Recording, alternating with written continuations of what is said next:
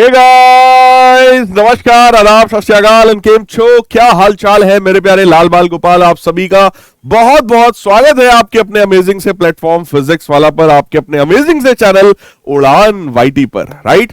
सो मेरे प्यारे बच्चों, हम लोग आज के सेशन में क्या करने वाले हैं, आपका जो अगला चैप्टर है जिसका नाम है human I and colourful world, उस चैप्टर का एक डिटेल्ड वन शॉट लेक्चर लेकर के मैं आ गया हूं। सबसे पहले मैं आप सभी को बहुत बहुत धन्यवाद कहना चाहूंगा कि जो पिछला वाला लेक्चर था, यानी कि लाइट रिफ्लेक्शन एंड रिफ्रैक्शन, उसको आप सभी ने बहुत प्यार दिया है, आप सभी ने भर भर के कमेंट्स किए हैं, आप सभी ने बहुत ज्यादा पसंद किया उस लेक्चर को, तो उसके लिए सभी का बहुत बहुत धन्यवाद है। मैं आप सभी से प्रॉमिस करता हूं कि जिस लेवल का कंटेंट आपको उस वाले लेक्चर में मिला था, बिल्कुल वैसा ही बेहतरीन कंटेंट आपको इस वाले लेक्चर में भी मिलने वाला है। यानी कि सिर्फ ये लेक्चर आपने कर लिया तो आपके बोर्ड एग्जामिनेशन में कोई भी ऐसी चीज नहीं पूछी जा सकती जो आप सॉल्व ना कर पाए। यानी कि आपको बहुत ईमानदारी से इस लेक्चर को देखना है।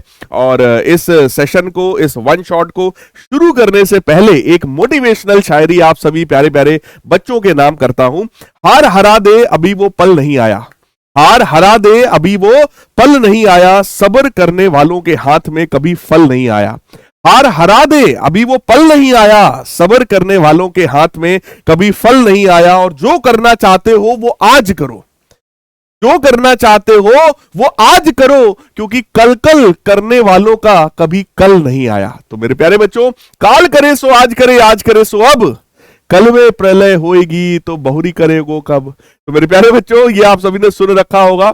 तो भाई साहब, जो करना है वो अभी करना है। यानी कि ये वन शॉट लेक्चर अगर करने आए हो तो पूरा का पूरा वन शॉट लेक्चर कंप्लीट करने के बाद ही जाओगे, इस चीज का प्रॉमिस करो खुद से, राइट। लेक्चर का ड्यूरेशन बहुत बड़ा नहीं होने वाला है, छोटा ही होगा। तो आइए हम लोग स्टार्ट करते हैं आज के सेशन को। तो देखो, सबसे पहले हम लोग इस चैप्टर में जो सबसे पहली चीज है, यानी कि ह्यूमन आई, उसके बारे में डिटेल में पढ़ेंगे। उसके बाद डिफेक्ट्स ऑफ विजन कौन कौन से हो सकते हैं, उनका करेक्शन क्या है, dispersion of light, scattering of light, ये सारी चीजें हम लोग डिटेल में यहां पर स्टडी करने वाले हैं आज के सेशन में। अभी तक अगर आप लोगों ने टेलीग्राम चैनल ज्वाइन नहीं किया है तो बेटा फटाफट ज्वाइन कर लीजिए। इस लेक्चर का पीडीएफ नोट्स भी मैं आपको वहां पे दे दूंगा। इसके अलावा और भी बहुत सारी चीजें हैं जो मैं वहां पर आपसे शेयर करता हूं, आपके बोर्ड एग्जाम रिजल्ट को एनहेंस करने के लिए, आपको मोटिवेटेड रखने के लिए और आपके साथ कनेक्टेड रहने के लिए। तो ये एक जरिया है, टेलीग्राम ओपन करना, ऐप, वहां पे सर्च करना फिजिक्स बाई शैलेंद्र सर, आपको ये टेलीग्राम चैनल मिल जाएगा। फटाफट उस पर खुद को ज्वाइन कर लेना ताकि हम और आप पूरी तरीके से कनेक्टेड रह पाए आपकी इस बोर्ड एग्जामिनेशन की जर्नी में, राइट। तो स्टार्ट करते हैं ह्यूमन आई से। देखो, सबसे पहली बात यह है कि सर ह्यूमन आई क्या होता है।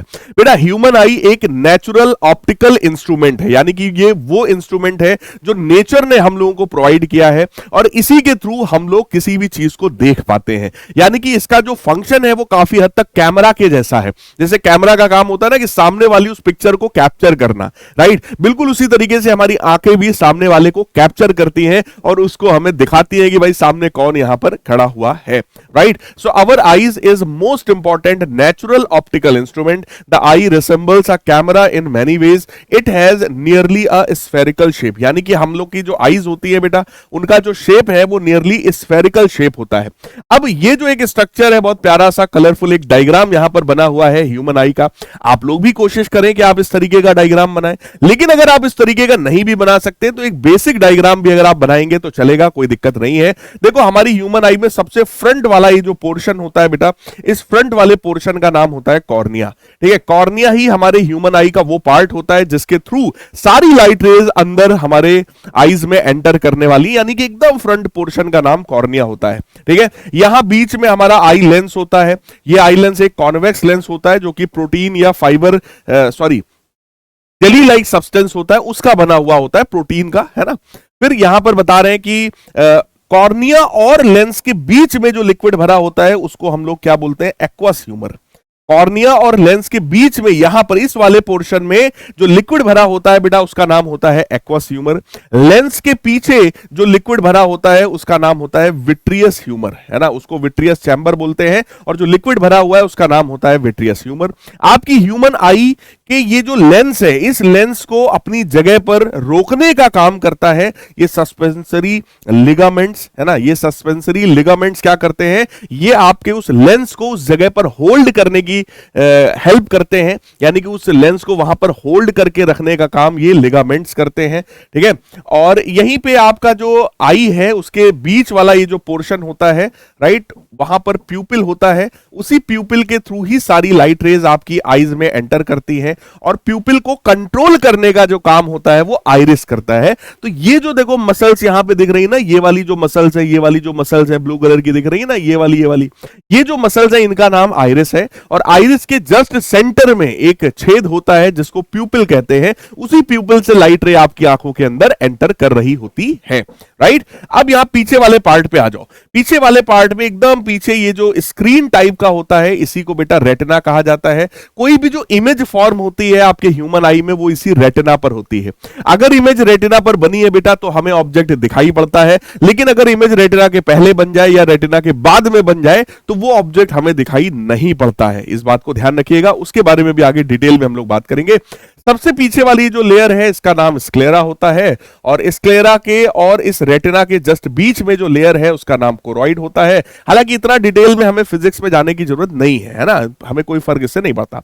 अब जो भी चीजें हम लोग देखते हैं उसकी इमेज बनती है रेटिना पर, और रेटिना से ऑप्टिक नर्व्स के थ्रू वो जो सिग्नल है वो सिग्नल हमारे ब्रेन में जाता है। यानी ऑप्टिक नर्व्स का काम क्या है कि जिस चीज को हमने देखा है उस पिक्चर को इलेक्ट्रिकल सिग्नल्स में कन्वर्ट करके हमारे ब्रेन तक पहुंचाने का काम किसका होता है? ऑप्टिक नर्व्स का होता है। यानी कि जब आप किसी भी चीज को देखते हैं तो उसकी एक पिक्चर बनती है, वो पिक्चर, वो जो इमेज है, वो इमेज ब्रेन तक पहुंचाने का काम ये ऑप्टिक नर्व करती है। और जिस पॉइंट पर रेटिना और ये ऑप्टिक नर्व्स कनेक्टेड होते हैं उसी पॉइंट को ब्लाइंड स्पॉट कहा जाता है, क्योंकि अगर कोई इमेज ब्लाइंड स्पॉट पर बन जाए बेटा तो वो हमें दिखाई नहीं पड़ती है, राइट, क्योंकि वहां पर कोई भी रॉड या कोन सेल्स नहीं होते हैं। अब आपके मन में आया होगा सर ये रॉड या कोन सेल्स क्या होते हैं?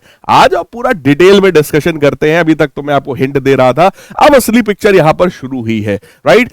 सबसे पहला ह्यूमन आई का पार्ट जो इंपॉर्टेंट है फिजिक्स में, that is cornea. Cornea is the front portion of your eye lens. आपके लेंस का ये जो सबसे स्टार्टिंग वाला, सबसे फ्रंट वाला ये जो पोर्शन होता है, इसी पोर्शन को बेटा कॉर्निया कहते हैं। अब जरा पढ़ो, the front of the eye is covered by a transparent spherical membrane called as cornea. The light enters the eye through cornea, यानी कि लाइट कॉर्निया के थ्रू ही हमारी आंखों में एंटर करती है। The space behind cornea is filled with a clear liquid known as aqueous humor. यानी कि इस कॉर्निया के जस्ट पीछे जो लिक्विड यहां पर भरा होता है बेटा, वो लिक्विड एक्वस ह्यूमर के नाम से जाना जाता है। एक्वस ह्यूमर के नाम से जाना जाता है। यानी कॉर्निया और लेंस के बीच में ये जो लिक्विड भरा हुआ है, ये लिक्विड एक्वस ह्यूमर के नाम से जाना जाता है। नेक्स्ट है हमारे पास आइरिस एंड प्यूपिल। बहुत इंपॉर्टेंट है, इस पर बहुत सारे क्वेश्चंस बनते हैं। मैं भी आपको बहुत सारे क्वेश्चंस अभी इस पर आगे एमसीक्यूज करवाऊंगा कि भैया आइरिस प्यूपिल का काम क्या होता है। तो बहुत क्लियरली समझ लीजिए, आइरिस क्या करता है? प्यूपिल को कंट्रोल करने का काम करता है, राइट। प्यूपिल क्या है? जो आपकी आंखों में ये जो ब्लैक कलर वाला पार्ट है बेटा, उसको प्यूपिल कहा जाता है। एकदम सेंटर वाला पार्ट जो होता है उसको प्यूपिल कहते हैं। और जो उसके अगल बगल ये जो ब्लू कलर वाला ये जो पोर्शन है बेटा, इसको हम लोग आइरिस के नाम से जानते हैं। ठीक है जी। एकदम बीच में जो ब्लैकिश पोर्शन है, जहां से लाइट एंटर करेगी एग्जैक्टली, है ना, जो छेद है, उसका नाम प्यूपिल है। और उस प्यूपिल के जस्ट अगल बगल ये जो ब्लू वाला पोर्शन है, उसका नाम आइरिस होता है। आइरिस का काम है प्यूपिल के साइज को कंट्रोल करना। यानी जिस जगह पर लाइट ज्यादा होती है तो वहां पर आइरिस कहता है प्यूपिल से कि यार अपने साइज को छोटा कर लो, क्योंकि लाइट बहुत ज्यादा, इतनी ज्यादा आंख बड़ी करने की जरूरत तुम्हें नहीं है, राइट। लेकिन जहां पर लाइट कम होती है वहां पर यही आइरिस प्यूपिल को कहता है कि भाई अपने साइज को भैया बड़ा कर लो, ताकि ज्यादा से ज्यादा लाइट जो है तुम्हारे अंदर एंटर कर सके, ताकि हम लोग किसी भी चीज को, यार आसपास की चीज को देख सके। ठीक, अब आ जाओ इसी चीज को डिटेल में यहां पे लिखने वाली चीज आपको दिखाता हूं। आइरिस क्या है? Iris is a dark coloured muscular diaphragm which has a small circular opening in the middle. The central circular aperture of the iris is called प्यूपिल। यानी कि आइरिस के जस्ट सेंटर पर जो ओपनिंग होती है, जिसके थ्रू एग्जैक्टली लाइट रे enter करेगी आपकी आंख में, उसको प्यूपिल कहा जाता है। अब आइरिस का काम बता रहे हैं। Iris regulates the amount of the light entering the I bye adjusting the size of the pupil। तो सर आइरिस का काम क्या है? आइरिस ही प्यूपिल को कंट्रोल करता है, प्यूपिल के साइज को कंट्रोल करता है। जब प्यूपिल का साइज बड़ा होगा तो आपकी आंखों में ज्यादा लाइट जाएगी, जब प्यूपिल का साइज छोटा होगा तो आपकी आंखों में कम लाइट जाएगी। यानी अमाउंट ऑफ द लाइट रे entering your eyes is controlled by iris, ठीक है, bye adjusting the size of प्यूपिल, right. फिर यहां पे बता रहे हैं कि sir this is explained below. कैसे एक्सप्लेन करते हैं? सीधी सी बात है, कह रहे हैं when the light is very bright, जब किसी ऐसी जगह पर हम खड़े हैं जहां पर बहुत सारी लाइट है, ऑलरेडी इतनी ज्यादा लाइट है, तो मैं चाहता हूं कि आंखों में ठीक है ठीक ठाक अमाउंट ऑफ लाइट जाए, बहुत ज्यादा लाइट की जरूरत ही नहीं है। जैसे आप सन एकदम है और यहां पर आप खड़े हैं, अब आप सन की तरफ देख रहे हैं तो ऑलरेडी बहुत ज्यादा लाइट है, तो उस समय आइरिस कहेगा प्यूपिल से कि बेटा अपने साइज को छोटा कर लो, बहुत ज्यादा लाइट की जरूरत नहीं है क्योंकि लाइट बहुत ही ज्यादा है, राइट। तो देखो यहां लिखा है as on the sunny day the iris makes the pupil to contract. यहां पर आइरिस क्या करेगा, वो प्यूपिल के साइज को छोटा करवाएगा। As a result amount of the light entering the eye decreases, आपकी आंखों में एंटर करने वाला जो अमाउंट ऑफ लाइट है वो डिक्रीज कर जाता है। When the light is dim, जहां पर लाइट कम होती है बेटा, वहां पर आइरिस जो है प्यूपिल के साइज को बढ़वा देता है ताकि amount of the light entering your eyes increase हो जाए और आपको एटलीस्ट कुछ तो दिखाई पड़े वहां पर, राइट। तो ये पूरा कंट्रोल होता है आइरिस और प्यूपिल का। अगली चीज जो इंपॉर्टेंट है that is eye lens. Eye lens आप सबको पता है कि एक कॉन्वेक्स या फिर कन्वर्जिंग लेंस होता है। आने वाली लाइट रे को एक पॉइंट पर मिला देने का काम होता है इस लेंस का, right. Made of the transparent jelly like material, यही मैंने कहा था कि जो लेंस होता है वो जेली लाइक मटेरियल होता है। लेंस बीच में थोड़ा सा हार्ड होता है लेकिन किनारे किनारे बहुत ज्यादा सॉफ्ट होता है। कह रहे हैं eye lens is hard at the middle and gradually become soft towards the outer edges, यानी कि ऊपर ऊपर की तरफ वो सॉफ्ट होता है, बीच में हल्का सा हार्ड वहां पर होता है।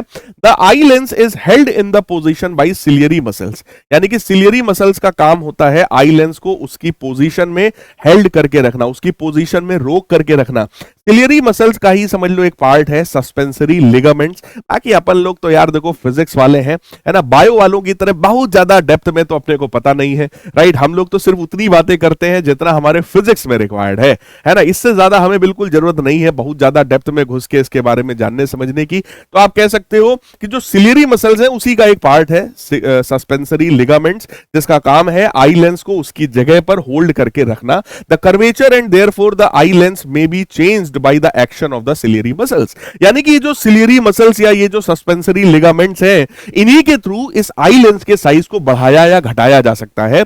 यानी कि अगर ये लिगामेंट्स चाहे तो इस लेंस को ऐसे खींच दें, लेंस को खींच देंगे तो लेंस जो है वो लंबा हो जाएगा और ओवरऑल पतला हो जाएगा, और ये चाहे तो इस लेंस को ऐसे दबा भी सकते हैं। अगर ये दबा देंगे तो लेंस मोटा हो जाएगा लेकिन इसकी जो हाइट है वो हाइट कम हो जाएगी। यानी कि ये जो लेंस है ये एडजस्टेबल लेंस है, ये इसके साइज को बढ़ाया भी जा सकता है घटाया भी जा सकता है by the help of ciliary muscles, और इसी को हम लोग पावर ऑफ एकोमोडेशन के नाम से भी जानते हैं, अभी आगे हम लोग देखेंगे। अगली चीज है बेटा रेटिना। रेटिना सबसे इंपॉर्टेंट पार्ट होता है आपकी ह्यूमन आई का। कह रहे हैं the inside surface of the rear part of the eye ball where the light entering the eye is focused is called retina, यानी कि आपकी आंखों का ये जो आई बॉल है इसका सबसे ये पीछे वाला ये जो सरफेस होता है उसी को रेटिना हम लोग कहते हैं। The surface of the retina consist of about 125 million light sensitive receptor cells, यानी कि इस रेटिना पर 125 मिलियन से भी ज्यादा यानी करोड़ों अरबों की संख्या में यहां पर लाइट सेंसिटिव सेल्स होते हैं जिनको रॉड सेल्स या कोन सेल्स कहा जाता है। ये रॉड सेल्स या कोन सेल्स कहां पाए जाते हैं बेटा? रेटिना पर पाए जाते हैं, ठीक है। रॉड सेल्स का काम है अमाउंट ऑफ लाइट यानी इंटेंसिटी ऑफ लाइट को देखना और उसको मतलब सेंस करना, और जो कोन सेल्स होते हैं उनका काम होता है कलर्स को सेंस करना, राइट। यानी कि कलर डिसाइड करने का काम कौन सेल का है और कितनी लाइट आई है, इंटेंसिटी ऑफ लाइट क्या है, इसको डिसाइड करने का जो काम है, इसको जो सेंस करने का जो काम है वो हमारे रॉड सेल्स का होता है। So when light falls on these receptor cells they send electrical signals to the brain through optic nerves, यानी कि जब भी आप कोई चीज देखते हो, कोई भी इमेज आपने देखी, उसकी इमेज फॉर्म हुई रेटिना पर, तो वो जो रेटिना से निकलने वाली जो ऑप्टिक नर्व्स होते हैं ये उसको इलेक्ट्रिकल सिग्नल में कन्वर्ट करके आपके ब्रेन तक पहुंचाने का काम कर रहे होते हैं, राइट।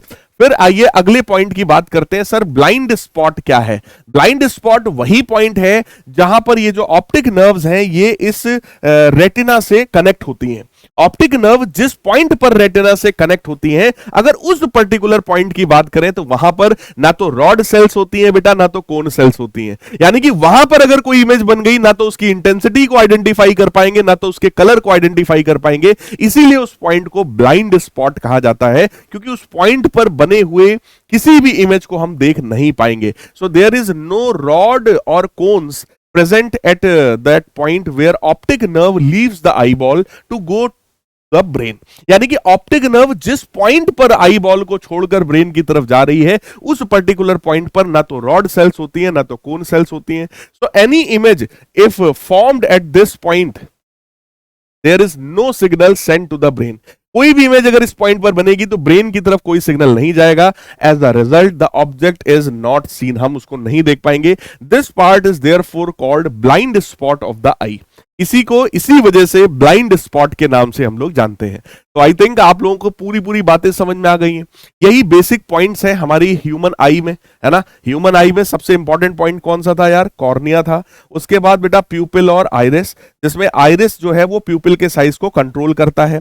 उसके बाद यहां पर देखो ये सस्पेंसरी लिगामेंट्स भी थे जो कि आई लेंस को प्रोटेक्ट करने का काम करते हैं, आई लेंस को उसकी जगह पर रोकने का काम करते हैं, आई लेंस के साइज को घटाने या बढ़ाने का भी काम ये कर रहे होते हैं।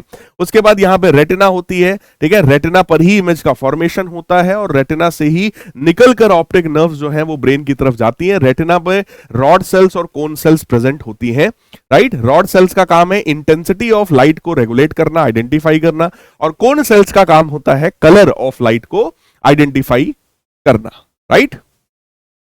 Next, how does the I works? आपकी आंखें जो है वो कैसे वर्क करती हैं? देखो, आइरिस जो है वो प्यूपिल के साइज को घटाता है या बढ़ाता है, राइट, और उसी के बेसिस पर लाइट जो है आपकी आंखों में एंटर करती है। उसके बाद जो आपका लेंस है वो लेंस उसको कन्वर्ज करता है। हालांकि केवल लेंस ही नहीं है यहां पर जो रिफ्रैक्शन करवाता है, क्योंकि जैसे ही लाइट एंटर करती है बेटा, ठीक है, कॉर्निया के थ्रू, जस्ट पीछे कॉर्निया के क्या भरा हुआ है? एक्वस ह्यूमर, जो कि एक लिक्विड है। उस लिक्विड में भी रिफ्रैक्शन होता है। फिर उसके बाद वो लाइट पहुंचती है लेंस में, तो लेंस में भी रिफ्रैक्शन होता है। और अंदर जब लाइट घुसती है तो विट्रियस ह्यूमर है, वहां पर भी रिफ्रैक्शन होता है। इतना ज्यादा रिफ्रैक्शन होते होते होते होते फाइनली जो लाइट है वो रेटिना पर अगर पहुंच गई, यानी कि अगर इमेज रेटिना पर बन गई, तभी वो हमें दिखाई पड़ेगी। अब क्योंकि अगर इमेज रेटिना पर बन रही है, रेटिना एक स्क्रीन की तरह बिहेव कर रहा है, तो वो इमेज बेटा रियल होगी, इन्वर्टेड होगी। आप सबको यह बात पता है। अगर कोई भी इमेज स्क्रीन पर बनती है तो वो इमेज एक रियल इमेज होती है, और रियल इमेज हमेशा इन्वर्टेड इमेज भी होती है। आप लोग ये बात बहुत अच्छे से जानते हैं। यानी कि हमारे रेटिना पर जो इमेज बनेगी वो रियल होगी, इन्वर्टेड होगी और हाईली डिमिनिश्ड होगी, यानी बहुत बहुत छोटी होगी। क्योंकि रेटिना तो खुद ही बहुत छोटा सा है यार। जब आईबॉल छोटा सा है तो रेटिना भी बहुत छोटा है, और बड़ी बड़ी चीजों को हम देख पा रहे हैं। इसका मतलब उनकी जो इमेज बन रही है रेटिना पर, वो बहुत ज्यादा छोटी इमेज का फॉर्मेशन हो रहा होता है। यही चीजें यहां पर बेटा लिख रखी हैं।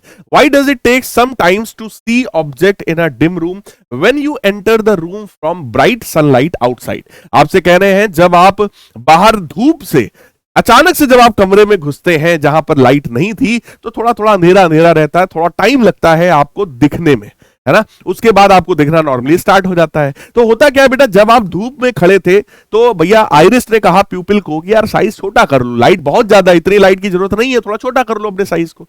तो आइरिस ने जब प्यूपिल के साइज को छोटा करा दिया, ठीक है, तो अभी प्यूपिल छोटा है। अब जैसे ही तुम एक अंधेरे कमरे में घुसे जहां पे लाइट नहीं है ज्यादा, है ना, सनलाइट के कंपैरिजन में जहां पे लाइट नहीं है, जैसे ही तुम अंदर घुसे तो वहां पर अब क्या हुआ? अब आइरिस ने तुरंत बोला भैया ऐसा करो, साइज को बढ़ाओ, प्यूपिल अपने साइज को बढ़ाओ। तो जितने टाइम में प्यूपिल अपने साइज को बढ़ा रहा है, उतने टाइम तक आपको चीजें दिखाई नहीं पड़ती हैं, क्योंकि प्यूपिल बहुत छोटा था और ऑलरेडी वहां पे डिम लाइट है, यानी कि उतनी ज्यादा लाइट है नहीं। तो वहां से आने वाली लाइट रे ज्यादा आपकी आंख में जा नहीं पा रही थी, तो आपको अंधेरा अंधेरा लग रहा था। हालांकि जितने टाइम में प्यूपिल के साइज को बढ़ाया जाता है, ठीक है, उतने ही टाइम में हमें अंधेरा अंधेरा लगता है। उसके बाद चीजें नॉर्मल हो जाती है। तो आपने भी फील किया होगा, जैसे ही आप बहुत ज्यादा ब्राइट लाइट से किसी डिम रूम में घुसते हैं तो हल्का सा 10-5 सेकंड के लिए ऐसा लगता है, उसके बाद चीजें नॉर्मल हो जाती है, राइट। फार पॉइंट क्या है? देखो, कोई भी आंख सबसे ज्यादा दूर जहां तक देख पाए उसी पॉइंट को फार पॉइंट कहते हैं। और एक नॉर्मल आईज के लिए बेटा जो फार पॉइंट है वो इन्फिनिटी पर होता है, यानी कि एक नॉर्मल आंखें इन्फिनिटी तक की चीजों को देख पाती हैं। इसके बाद आता है नियर पॉइंट, यानी कि सबसे पास रखी हुई चीज हम कहां पर देख पाते हैं, राइट, जो कि एक नॉर्मल आंखों के लिए होता है 25 सेंटीमीटर। यानी कि अगर इस आंख से 25 सेंटीमीटर की डिस्टेंस पर कोई चीज रखी है तो मैं उसको देख पाऊंगा। 25 सेंटीमीटर से दूर करते करते करते करते इन्फिनिटी तक भी ले जाओगे तो भी मैं उसको देख पाऊंगा। लेकिन अगर ऑब्जेक्ट को 25 सेंटीमीटर के अंदर रखोगे तो मैं उसको क्लियरली आइडेंटिफाई नहीं कर पाऊंगा, मैं उसको क्लियरली देख नहीं पाऊंगा, राइट। तो इस पॉइंट को नियर पॉइंट कहते हैं। कह रहे हैं the closest point up to which an eye can see clearly is called near point of the eye. ठीक है, एक नॉर्मल आईज के लिए जो नियर पॉइंट है बेटा वो 25 सेंटीमीटर होता है। ठीक है, अगला है least distance of distinct vision. Least distance का मतलब कहीं ना कहीं नियर पॉइंट जैसा ही है, यानी कि कोई भी आंख मिनिमम कितनी डिस्टेंस पर कोई ऑब्जेक्ट रखो कि वो उसको एकदम डिस्टिंक्टली देख पाए। यानी कि तो बहुत छोटे ऑब्जेक्ट्स अगर यहां रख दिए जाएंगे तो भी मैं उनको अलग अलग करके देख पाऊंगा। तो वो डिस्टेंस बेटा नॉर्मल आईज के लिए क्या होती है, 25 सेंटीमीटर। जैसे जैसे हम लोग बूढ़े होते हैं ये डिस्टेंस 25 सेंटीमीटर से बढ़ने लगती है, यानी कि हमें पास की चीजें देखने में दिक्कत होना शुरू हो जाता है जैसे जैसे हमारी एज बढ़ रही होती है। तो जरा पढ़ो क्या लिखा है, the minimum distance up to which an eye can see clearly without any strain, यानी कि बिना आंखों पर जोर पड़े वो मिनिमम डिस्टेंस जहां पर आप रखी हुई चीज को देख पाते हैं is called least distance of distinct vision. ठीक है, जिसको स्मॉल डी कैपिटल डी से डिनोट करते हैं, जनरली कैपिटल डी से करते हैं बेटा। For normal eye the least distance of distinct vision is 25 centimetre. This distance usually increases with age. जैसे जैसे उम्र बढ़ेगी बेटा ये डिस्टेंस जो है वो जनरली बढ़ने लगती है, इसलिए ओल्ड एजेस में जनरली हम लोग को पास की चीजें जो है वो देखने में दिक्कत होती है, न्यूज़पेपर पढ़ने में दिक्कत होती है, जबकि दूर की चीजों को फिर भी हम लोग देख पाते हैं, पढ़ पाते हैं, समझ पाते हैं। क्लियर है? अब आइए हम लोग आगे बढ़ते हैं और अगला कॉन्सेप्ट हमारे पास क्या है, अगला कॉन्सेप्ट है power of accommodation of the I. Power of accommodation क्या है सर? पावर ऑफ एकोमोडेशन का बड़ा सिंपल सा मतलब है, देखो क्या हमारी जो ह्यूमन आईज है बेटा उसको पास की चीज भी देखनी है, उसको दूर की चीज भी देखनी है। जब हम लोग पास की चीज देखते हैं तो हमारी आईज का फोकल लेंथ अलग होता है, जब हम दूर की चीजों को देखते हैं तो हमारी आईज का जो फोकल लेंथ है वो अलग होता है। यानी कि अगर हम पास की चीजों को देखेंगे तो अलग फोकल लेंथ, दूर की चीजों को देखेंगे तो अलग फोकल लेंथ, यानी हमारे इस आईज के लेंस का जो फोकल लेंथ है वो अलग अलग ऑब्जेक्ट्स के लिए अलग अलग होता है। यानी कि आई लेंस की फोकल लेंथ को बार बार चेंज करना पड़ता है। जब आप अपनी नजर ऐसे ऐसे ऐसे ऐसे करते हो तो आप एक साथ बहुत सारी चीजें देख पाए। आप कुछ चीजें पास की देखी, कुछ चीजें दूर की देखी। पास की चीजों के लिए फोकल लेंथ आंख का अलग है, दूर के लिए फोकल लेंथ अलग है।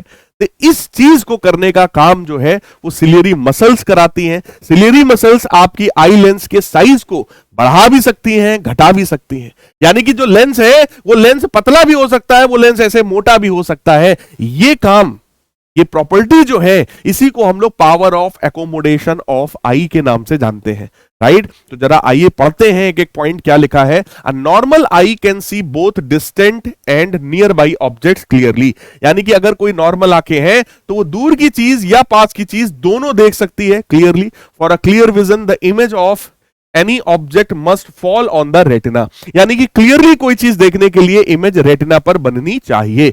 The for a person the distance between retina and I lens is fixed. अगर बेटा कोई भी पर्सन है तो उसके लिए रेटिना और जो आंखों का लेंस है उसके बीच का ये वाला जो डिस्टेंस है ये डिस्टेंस तो फिक्स्ड है। यानी कि इमेज जितनी डिस्टेंस में बननी है वो डिस्टेंस हमारा फिक्स है, यानी कि वी फिक्स है ना। So the distance of the image from the eye lens is fixed. यानी इमेज का जो डिस्टेंस होता है आई लेंस से वो फिक्स्ड हो गया। यानी कि इमेज डिस्टेंस जिसको मैं v से डिनोट कर रहा हूं वो हमारा कांस्टेंट हो गया, उसमें कोई चेंज आने वाला नहीं है। अब आगे की बात करते हैं। For object at different distances, अलग अलग डिस्टेंसेस पर जब हम लोग ऑब्जेक्ट को रखते हैं the values of u are different. यानी कि ऑब्जेक्ट डिस्टेंस अलग अलग ऑब्जेक्ट्स के लिए बेटा अलग अलग होता है, लेकिन इमेज डिस्टेंस जो है वो सभी के लिए कांस्टेंट है, क्योंकि इमेज तो रेटिना पर ही बननी है। So to get the image at same distance the focal length of the eye lens should be different. यानी अलग अलग ऑब्जेक्ट के लिए, क्योंकि ऑब्जेक्ट डिस्टेंस अलग होती है लेकिन फोकल लेंथ को भी हमें अलग अलग करना पड़ता है। क्यों? क्योंकि इमेज की जो डिस्टेंस है वो हमारी कांस्टेंट है। अब आप खुद समझो, किसी भी लेंस के लिए हमारे पास बेटा फॉर्मूला क्या होता है? किसी भी लेंस के लिए बेटा हमारे पास फॉर्मूला यही तो होता है, 1/f is equal to 1/v minus 1/u। इसमें केवल v कांस्टेंट है, जबकि u चेंज हो रहा है। अलग अलग ऑब्जेक्ट की डिस्टेंस अलग अलग होती है, तो u अलग अलग है सबके लिए। अगर u अलग अलग होगा तो फोकल लेंथ f भी अलग अलग होगा। अब अगर u अलग है, फोकल लेंथ भी अलग अलग है, तो हमें अपनी लेंस का फोकल लेंथ जो है वो अलग अलग ऑब्जेक्ट के हिसाब से बेटा चेंज करना पड़ता है। जब तुम फोकल लेंथ को चेंज करते हो, ठीक है, तो उसी को हम पावर ऑफ एकोमोडेशन बोलते हैं। The eye lens can change its focal length by changing it's thickness with the help of the ciliary muscles. यानी कि आई लेंस की थिकनेस को चेंज करने का काम कौन करता है? सिलियरी मसल्स उस काम को करवाता है।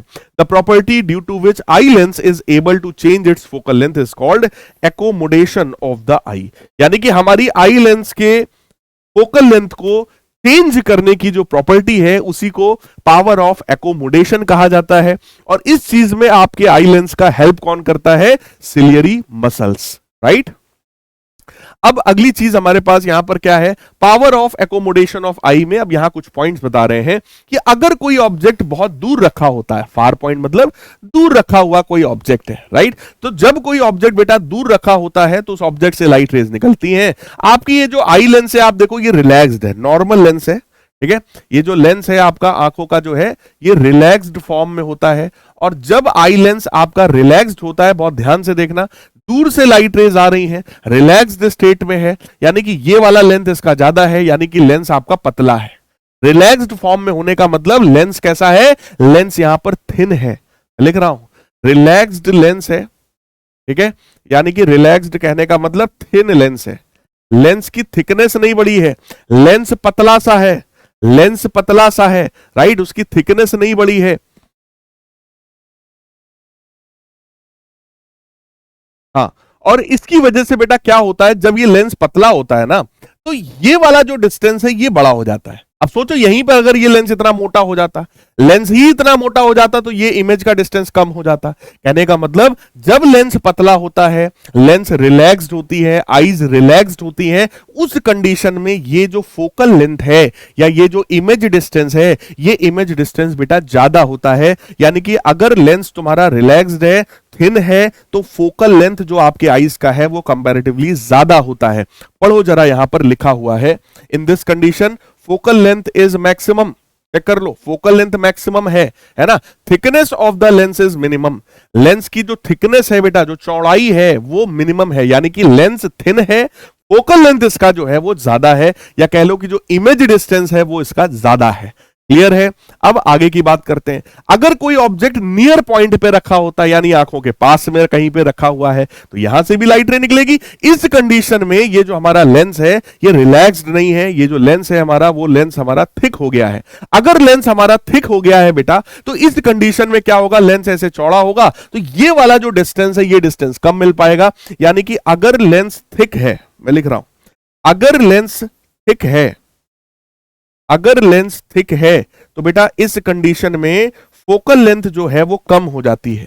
अगर लेंस थिक है तो फोकल लेंथ जो है वो कम हो जाती है, राइट। लेंस अगर थिन होगा तो फोकल लेंथ बढ़ जाएगा, लेकिन लेंस अगर मोटा हो गया ऐसे, तो बेटा इस कंडीशन में क्या होगा कि जो फोकल लेंथ है वो कम हो जाएगा। तो यहां पर यही चीज बता रहे हैं, when the eye is focused on a nearby object, ciliary muscle get strained। यानी कि अभी जो हमारी आई लेंस है, ठीक है, वो रिलैक्स्ड स्टेट में नहीं है, वो कैसा है? टेंस्ड है। लेंस कैसा है? टेंस्ड है, टेंस्ड लेंस, यानी कि टेंशन में है, खिंचाव है लेंस में, राइट। कह रहे हैं कि tension in the ciliary muscle decrease the focal length of the eye lens. अभी क्या है? फोकल लेंथ उसका कम हो गया है, ठीक है, by slightly increasing the thickness of the lens. यानी लेंस का जो थिकनेस है वो बढ़ गया है, लेंस मोटा हो गया है, ठीक है, थिकनेस बढ़ गया है, फोकल लेंथ कम हो गया है। इस बात को ध्यान रखना, जब आप दूर की चीजों को देखते हैं तो आपके आंखों का जो फोकल लेंथ है वो मैक्सिमम होता है, लेंस का जो फोकल लेंथ है वो मैक्सिमम होता है। जब पास की चीजों को आप देखते हैं तो उस कंडीशन में फोकल लेंथ जो है वो कम हो जाता है। तो इस फोकल लेंथ को एडजस्ट तो करना ही पड़ेगा। वो एडजस्ट करने का काम कौन करवाता है? Ciliary muscles, right. तो इसी को power of accommodation of human आई कहा जाता है। फिर यहां पर अब क्वेश्चन हमसे पूछे जा रहे हैं कुछ, आइए देखते हैं क्या क्या क्वेश्चंस है। Human eye can focus objects at different distances by adjusting the focal length of the eye lens, this is due to accommodation. इसी को तो अभी हम लोगों ने पढ़ा था कि भाई हमारी ह्यूमन आई जो है अलग अलग ऑब्जेक्ट्स को देखने के लिए फोकल लेंथ को शिफ्ट कर लेती है, चेंज कर लेती है। इसी को पावर ऑफ एकोमोडेशन के नाम से बेटा हम लोग जानते हैं। अगला है the human I forms the image of an object at it retina. Image का फॉर्मेशन हमेशा कहां पर होता है? रेटिना पर होता है। The least distance of distinct vision for a young adult with a normal vision is about 25 centimetre, यानी कि least distance of distinct vision 25 centimetre होता है। ये देखो यूपी बोर्ड में आया हुआ क्वेश्चन है। फार point of the normal I is situated at infinity, यानी कि किसी भी नॉर्मल आंखों के लिए जो फार पॉइंट होता है वो इंफिनिटी तक होता है। कोई भी नॉर्मल आंख, नॉर्मल कहने का मतलब जिस आंख में कोई प्रॉब्लम नहीं है, कोई डिफेक्ट नहीं है, वो 25 सेंटीमीटर उसका नियर पॉइंट होता है और इनफाइनाइट बेटा उसका फार पॉइंट होता है, यानी कि हम लोग 25 सेंटीमीटर से इनफाइनाइट डिस्टेंस तक की चीजों को देख पाते हैं। When the eye is focused on the object very far away, the focal length of the eye lens is maximum. जब आप किसी बहुत दूर की चीज को देखते हैं तो आपकी आंखों का फोकल लेंथ मैक्सिमम होता है। आईज आपकी रिलैक्स्ड स्टेट में होती है। ये भी यहां पूछ सकते थे कि आईज रिलैक्स्ड है या टेंस्ड है, तो आपको बताना पड़ेगा कि भैया आईज जो है वो रिलैक्स्ड फॉर्म में होती है। The combination responsible for admitting different amount of light in the eye is iris and प्यूपिल, यानी आइरिस और प्यूपिल ही जो होता है वो आई लेंस में एंटर करने वाले अमाउंट ऑफ लाइट को हैंडल करने का काम करता है। Iris controls the size of प्यूपिल, right. Muscle of the iris control the opening of the प्यूपिल। आप सीधी सी बात है, आइरिस जो है वो प्यूपिल के साइज को, उसकी ओपनिंग को कंट्रोल करने का काम करता है। ठीक है, तो ये सारी चीजें देखो हम लोगों ने लगभग 31 मिनट का समय हम लोग को लगा। और बेटा हम लोगों ने आपके इस चैप्टर का एक जो सबसे पहला पोर्शन था दैट वाज ह्यूमन आई, उसको हम सभी लोगों ने कंप्लीट किया है। तो इसी बात पर आप लोगों को थोड़ा सा और एनर्जी आप सभी के अंदर है ना लाने के लिए एक शायरी तो बनती है यार, है इतनी देर से आप सभी लोग पढ़ रहे हो। आइए आपको सुनाते हैं। मैं सुधर सुधर के सुधरा हूं, मैं सुधर सुधर के सुधरा हूं, मैं फिर से बिगड़ जाऊंगा। मैं सुधर सुधर के सुधरा हूं, मैं फिर से बिगड़ जाऊंगा। तुम पूछोगे कि कैसे हो, तुम डिस्ट्रैक्शन, तुम पूछोगे कि कैसे हो, मैं इश्क में पड़ जाऊंगा। तो इस क्लास 10th में भैया आप लोगों को इश्क में नहीं पढ़ना है। इस क्लास 10th में आप सभी को सिर्फ मेहनत करनी है। जितने भी लाइफ में डिस्ट्रैक्शन है सबको थोड़ा किनारे कर दो, कह दो भैया अब बोर्ड एग्जाम के बाद, अब जो भी होगा वो बोर्ड एग्जाम के बाद होगा, अब इसके पहले कुछ नहीं होना है। बोर्ड एग्जामिनेशन में हम लोग को टॉप करना है। बोर्ड एग्जामिनेशन में हमें अपना नाम ऑल इंडिया रैंक में लेकर के आना है। और यार आप लोग मेहनत करते रहोगे ईमानदारी से तो मुझे पता है कि आप सभी लोग बोर्ड एग्जामिनेशन में टॉप कर सकते हो। सारा कंटेंट आपको इस सीरीज में यूट्यूब चैनल पर, इसी यूट्यूब चैनल पे मिल जाएगा, है ना। और क्वालिटी कंटेंट मिलेगा, इस बात का प्रॉमिस मैं आपसे करता हूं। जो मिलेगा वो अच्छा मिलेगा। इतना ही अच्छे से कर लिया आपने तो आप बोर्ड एग्जामिनेशन को फोड़ के आओगे, ठीक है। और जितना पढ़ा रहा हूं इसके बाहर एक भी चीज तुम्हारे बोर्ड एग्जाम में नहीं आएगी, राइट। यानी कि जो आएगा वो यही आएगा, पूरा बोर्ड पेपर यही इसी वीडियो को देखने के बाद ही बनाया जाएगा, ठीक है। तो आइए हम लोग आगे बढ़ते हैं। अब डिफेक्ट्स की बात करते हैं। देखो बेटा मैंने आपसे कहा था अगर इमेज रेटिना पर बन गई तो हमें वो ऑब्जेक्ट दिखाई पड़ेगा, और अगर इमेज रेटिना के पहले या रेटिना के बाद में बनी तो हमको इमेज, मतलब जो हमें जो इमेज बनी है वो दिखाई नहीं पड़ने वाली है, ठीक है। इसीलिए हमारी जो आईज हैं उसमें कुछ डिफेक्ट्स हो जाते हैं कई बार, मायोपिया, हाइपरमेट्रोपिया और प्रेस बायोपिया। मायोपिया को हम लोग शॉर्ट साइटेडनेस कहते हैं, नियर साइटेडनेस भी कहते हैं। और इस डिफेक्ट में जो पेशेंट होता है उसको पास की चीजें दिखाई पड़ती हैं लेकिन दूर की चीजें दिखाई नहीं पड़ती हैं। हिंदी में इसको बोलते हैं निकट दृष्टि दोष, लेकिन उल्टा होता है, पास का दिख रहा है दूर का नहीं दिख रहा है। तो जब दूर का ना दिखे पास का दिख रहा हो तो उसको मायोपिया कहते हैं, नियर साइटेडनेस या शॉर्ट साइटेडनेस कहते हैं। हाइपरमेट्रोपिया लॉन्ग साइटेडनेस, मतलब दूर का दिख रहा है, इस बार पास का दिखाई नहीं पड़ रहा है, उल्टा हो जाता है। प्रेस बायोपिया यानी कि जब हम लोग की उम्र बढ़ती है तो ना दूर का दिखता है ना पास का दिखता है। काफी हद तक ये हाइपरमेट्रोपिया जैसे होता है क्योंकि जनरली लोगों को पास की चीजें दिखना पहले बंद होती हैं, फिर धीरे धीरे जब ज्यादा उम्र बढ़ जाती है तो कई बार दूर का दिखना भी बंद हो जाता है। उस डिफेक्ट को हम लोग प्रेस बायोपिया कहते हैं। अब एक एक करके इन सभी के बारे में हम लोग डिटेल में स्टडी करने वाले हैं इस लेक्चर में, राइट। तो सबसे पहला डिफेक्ट हमारा है मायोपिया। देखो बेटा, बोर्ड एग्जामिनेशन में पूछा जाता है मायोपिया के बारे में बताओ, हाइपरमेट्रोपिया बताओ, इसके कॉजेस बताओ, इसका करेक्शन बताओ, डायग्राम बना करके दिखाओ। तो वो सारी चीजें मैं आपको कराने वाला हूं, सिर्फ आपको क्या करना है, अटेंशन देना है, ठीक है। तो सभी लोग एक बार कमेंट करके जरूर बता देना अभी तक का जितना आपने देखा है, क्या आप सभी को मजा आ गया है ना। तो सभी लोग अभी तुरंत वीडियो को पॉज करो, कमेंट करके बताओ कि तुम्हें मजा आया कि नहीं, ह्यूमन आई को पढ़ने में एक एक चीज डिटेल में समझ में आई कि नहीं आई है, फटाफट एक बार कमेंट करके बताओ, राइट। फिलहाल आ जाओ मायोपिया की बात करते हैं। Myopia is that defect of vision due to which a person can not see distant object clearly. उसको पास की चीजें दिख रही हैं लेकिन दूर की चीजें उसको क्लियरली दिखाई नहीं पड़ रही है। The far point of the I suffering from myopia is less than infinity. यानी कि जो पर्सन मायोपिया से जूझ रहा है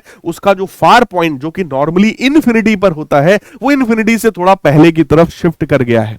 फार पॉइंट जो नॉर्मली इन्फिनिटी पर होता है वो इन्फिनिटी से आंखों की तरफ थोड़ा शिफ्ट कर गया है। यानी उस पर्सन को पता चलेगा 100 मीटर 200 मीटर तक रखी चीज दिख रही है, उसके पीछे रखी हुई चीज उसको दिखाई नहीं पड़ती है। इस तरह के डिफेक्ट को बेटा मायोपिया के नाम से जानते हैं। सर मायोपिया का कारण क्या है? सबसे पहला और सबसे बड़ा कारण होता है high converging power of the eye lens. यानी कि अगर आई लेंस का कन्वर्जिंग पावर बहुत बढ़ जाए, यानी कि आने वाली लाइट रे को अगर लेंस बहुत जल्दी कन्वर्ज कर दे रहा है, रेटिना के पहले ही कन्वर्ज कर दे रहा है, तो भैया हमें इमेज नहीं दिखाई पड़ेगी, है ना, because of short focal length. यानी कि अगर लेंस का फोकल लेंथ कम हो जाए, उसका कन्वर्जिंग पावर बढ़ जाए, राइट, तो ये सबसे पहला कारण है। दूसरा, due to eye ball being too long. ठीक है, आपको मैंने बताया था फोकल लेंथ कम कब होती है। फोकल लेंथ के कम होने का मतलब आई लेंस का ऐसे मोटा हो जाना, आई लेंस का लॉन्ग हो जाना, मोटा हो जाना, ऐसे।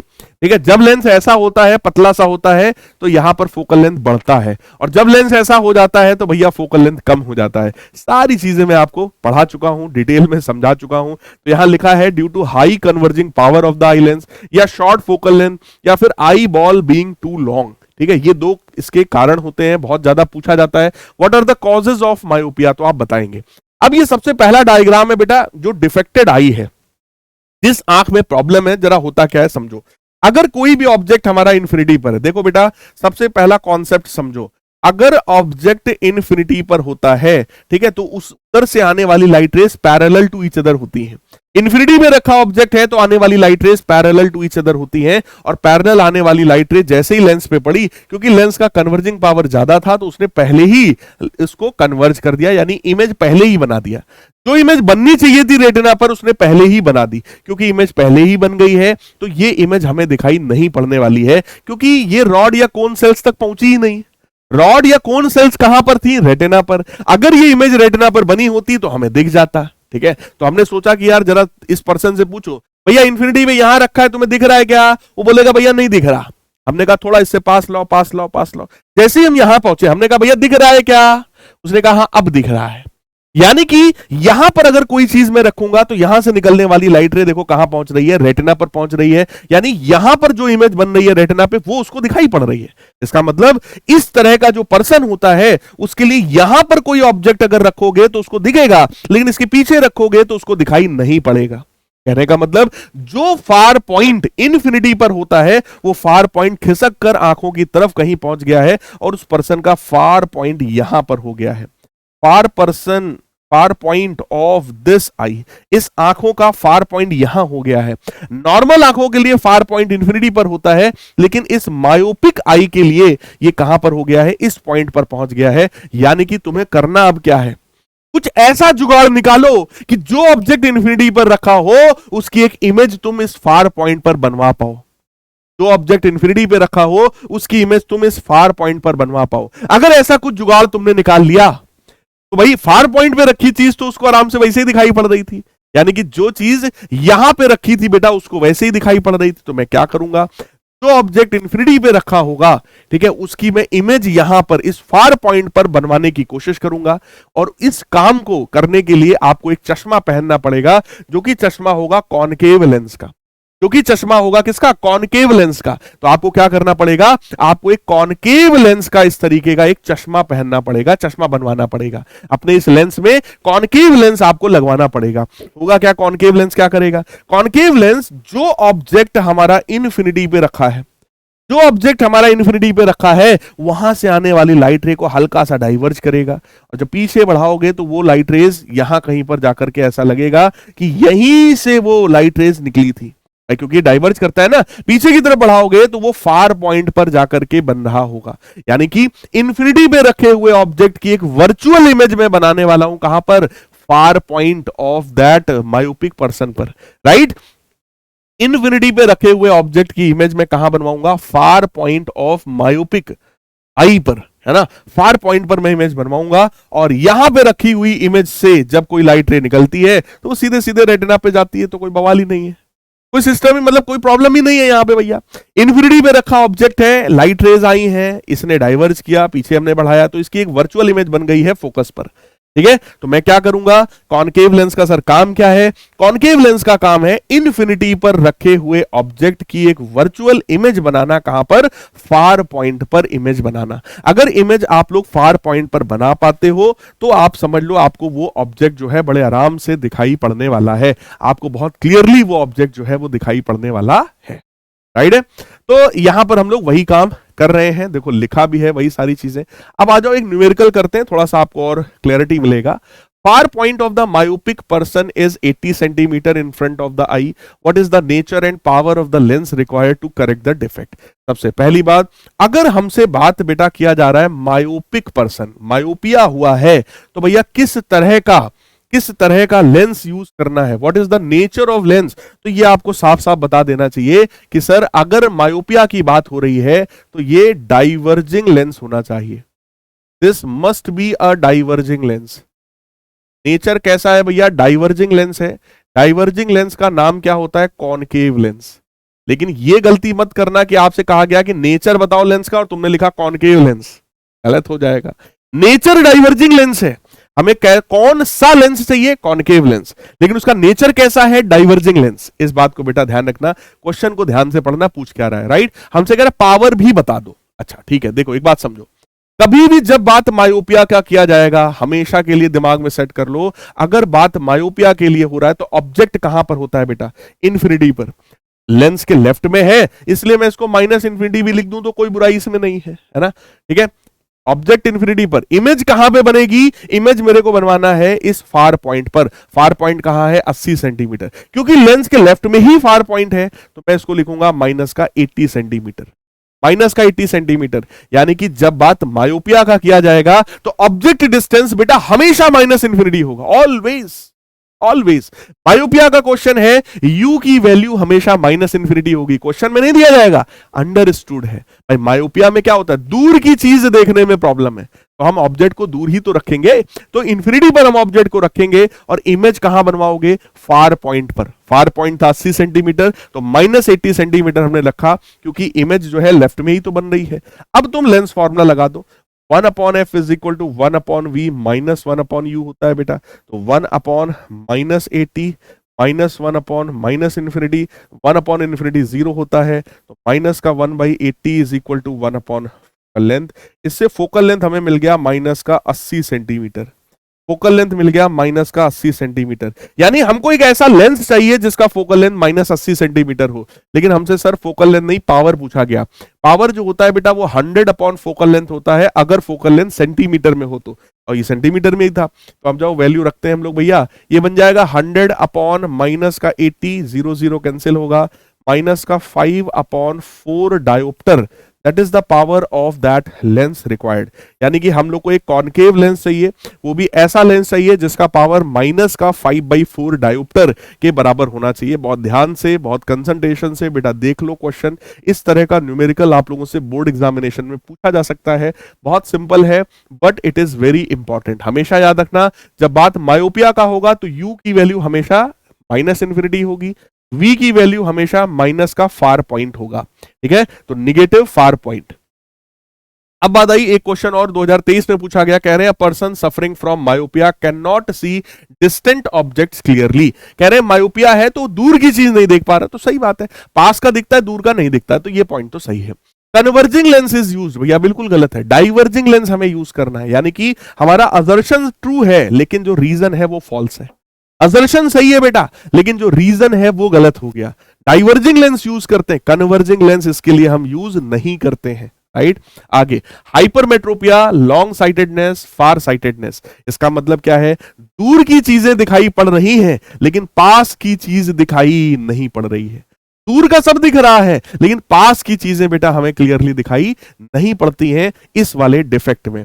अब यहां पर जरा पढ़ो, यही चीज लिखी हुई है। यहां पर अब लोचा किस चीज में होगा, नियर पॉइंट में होगा।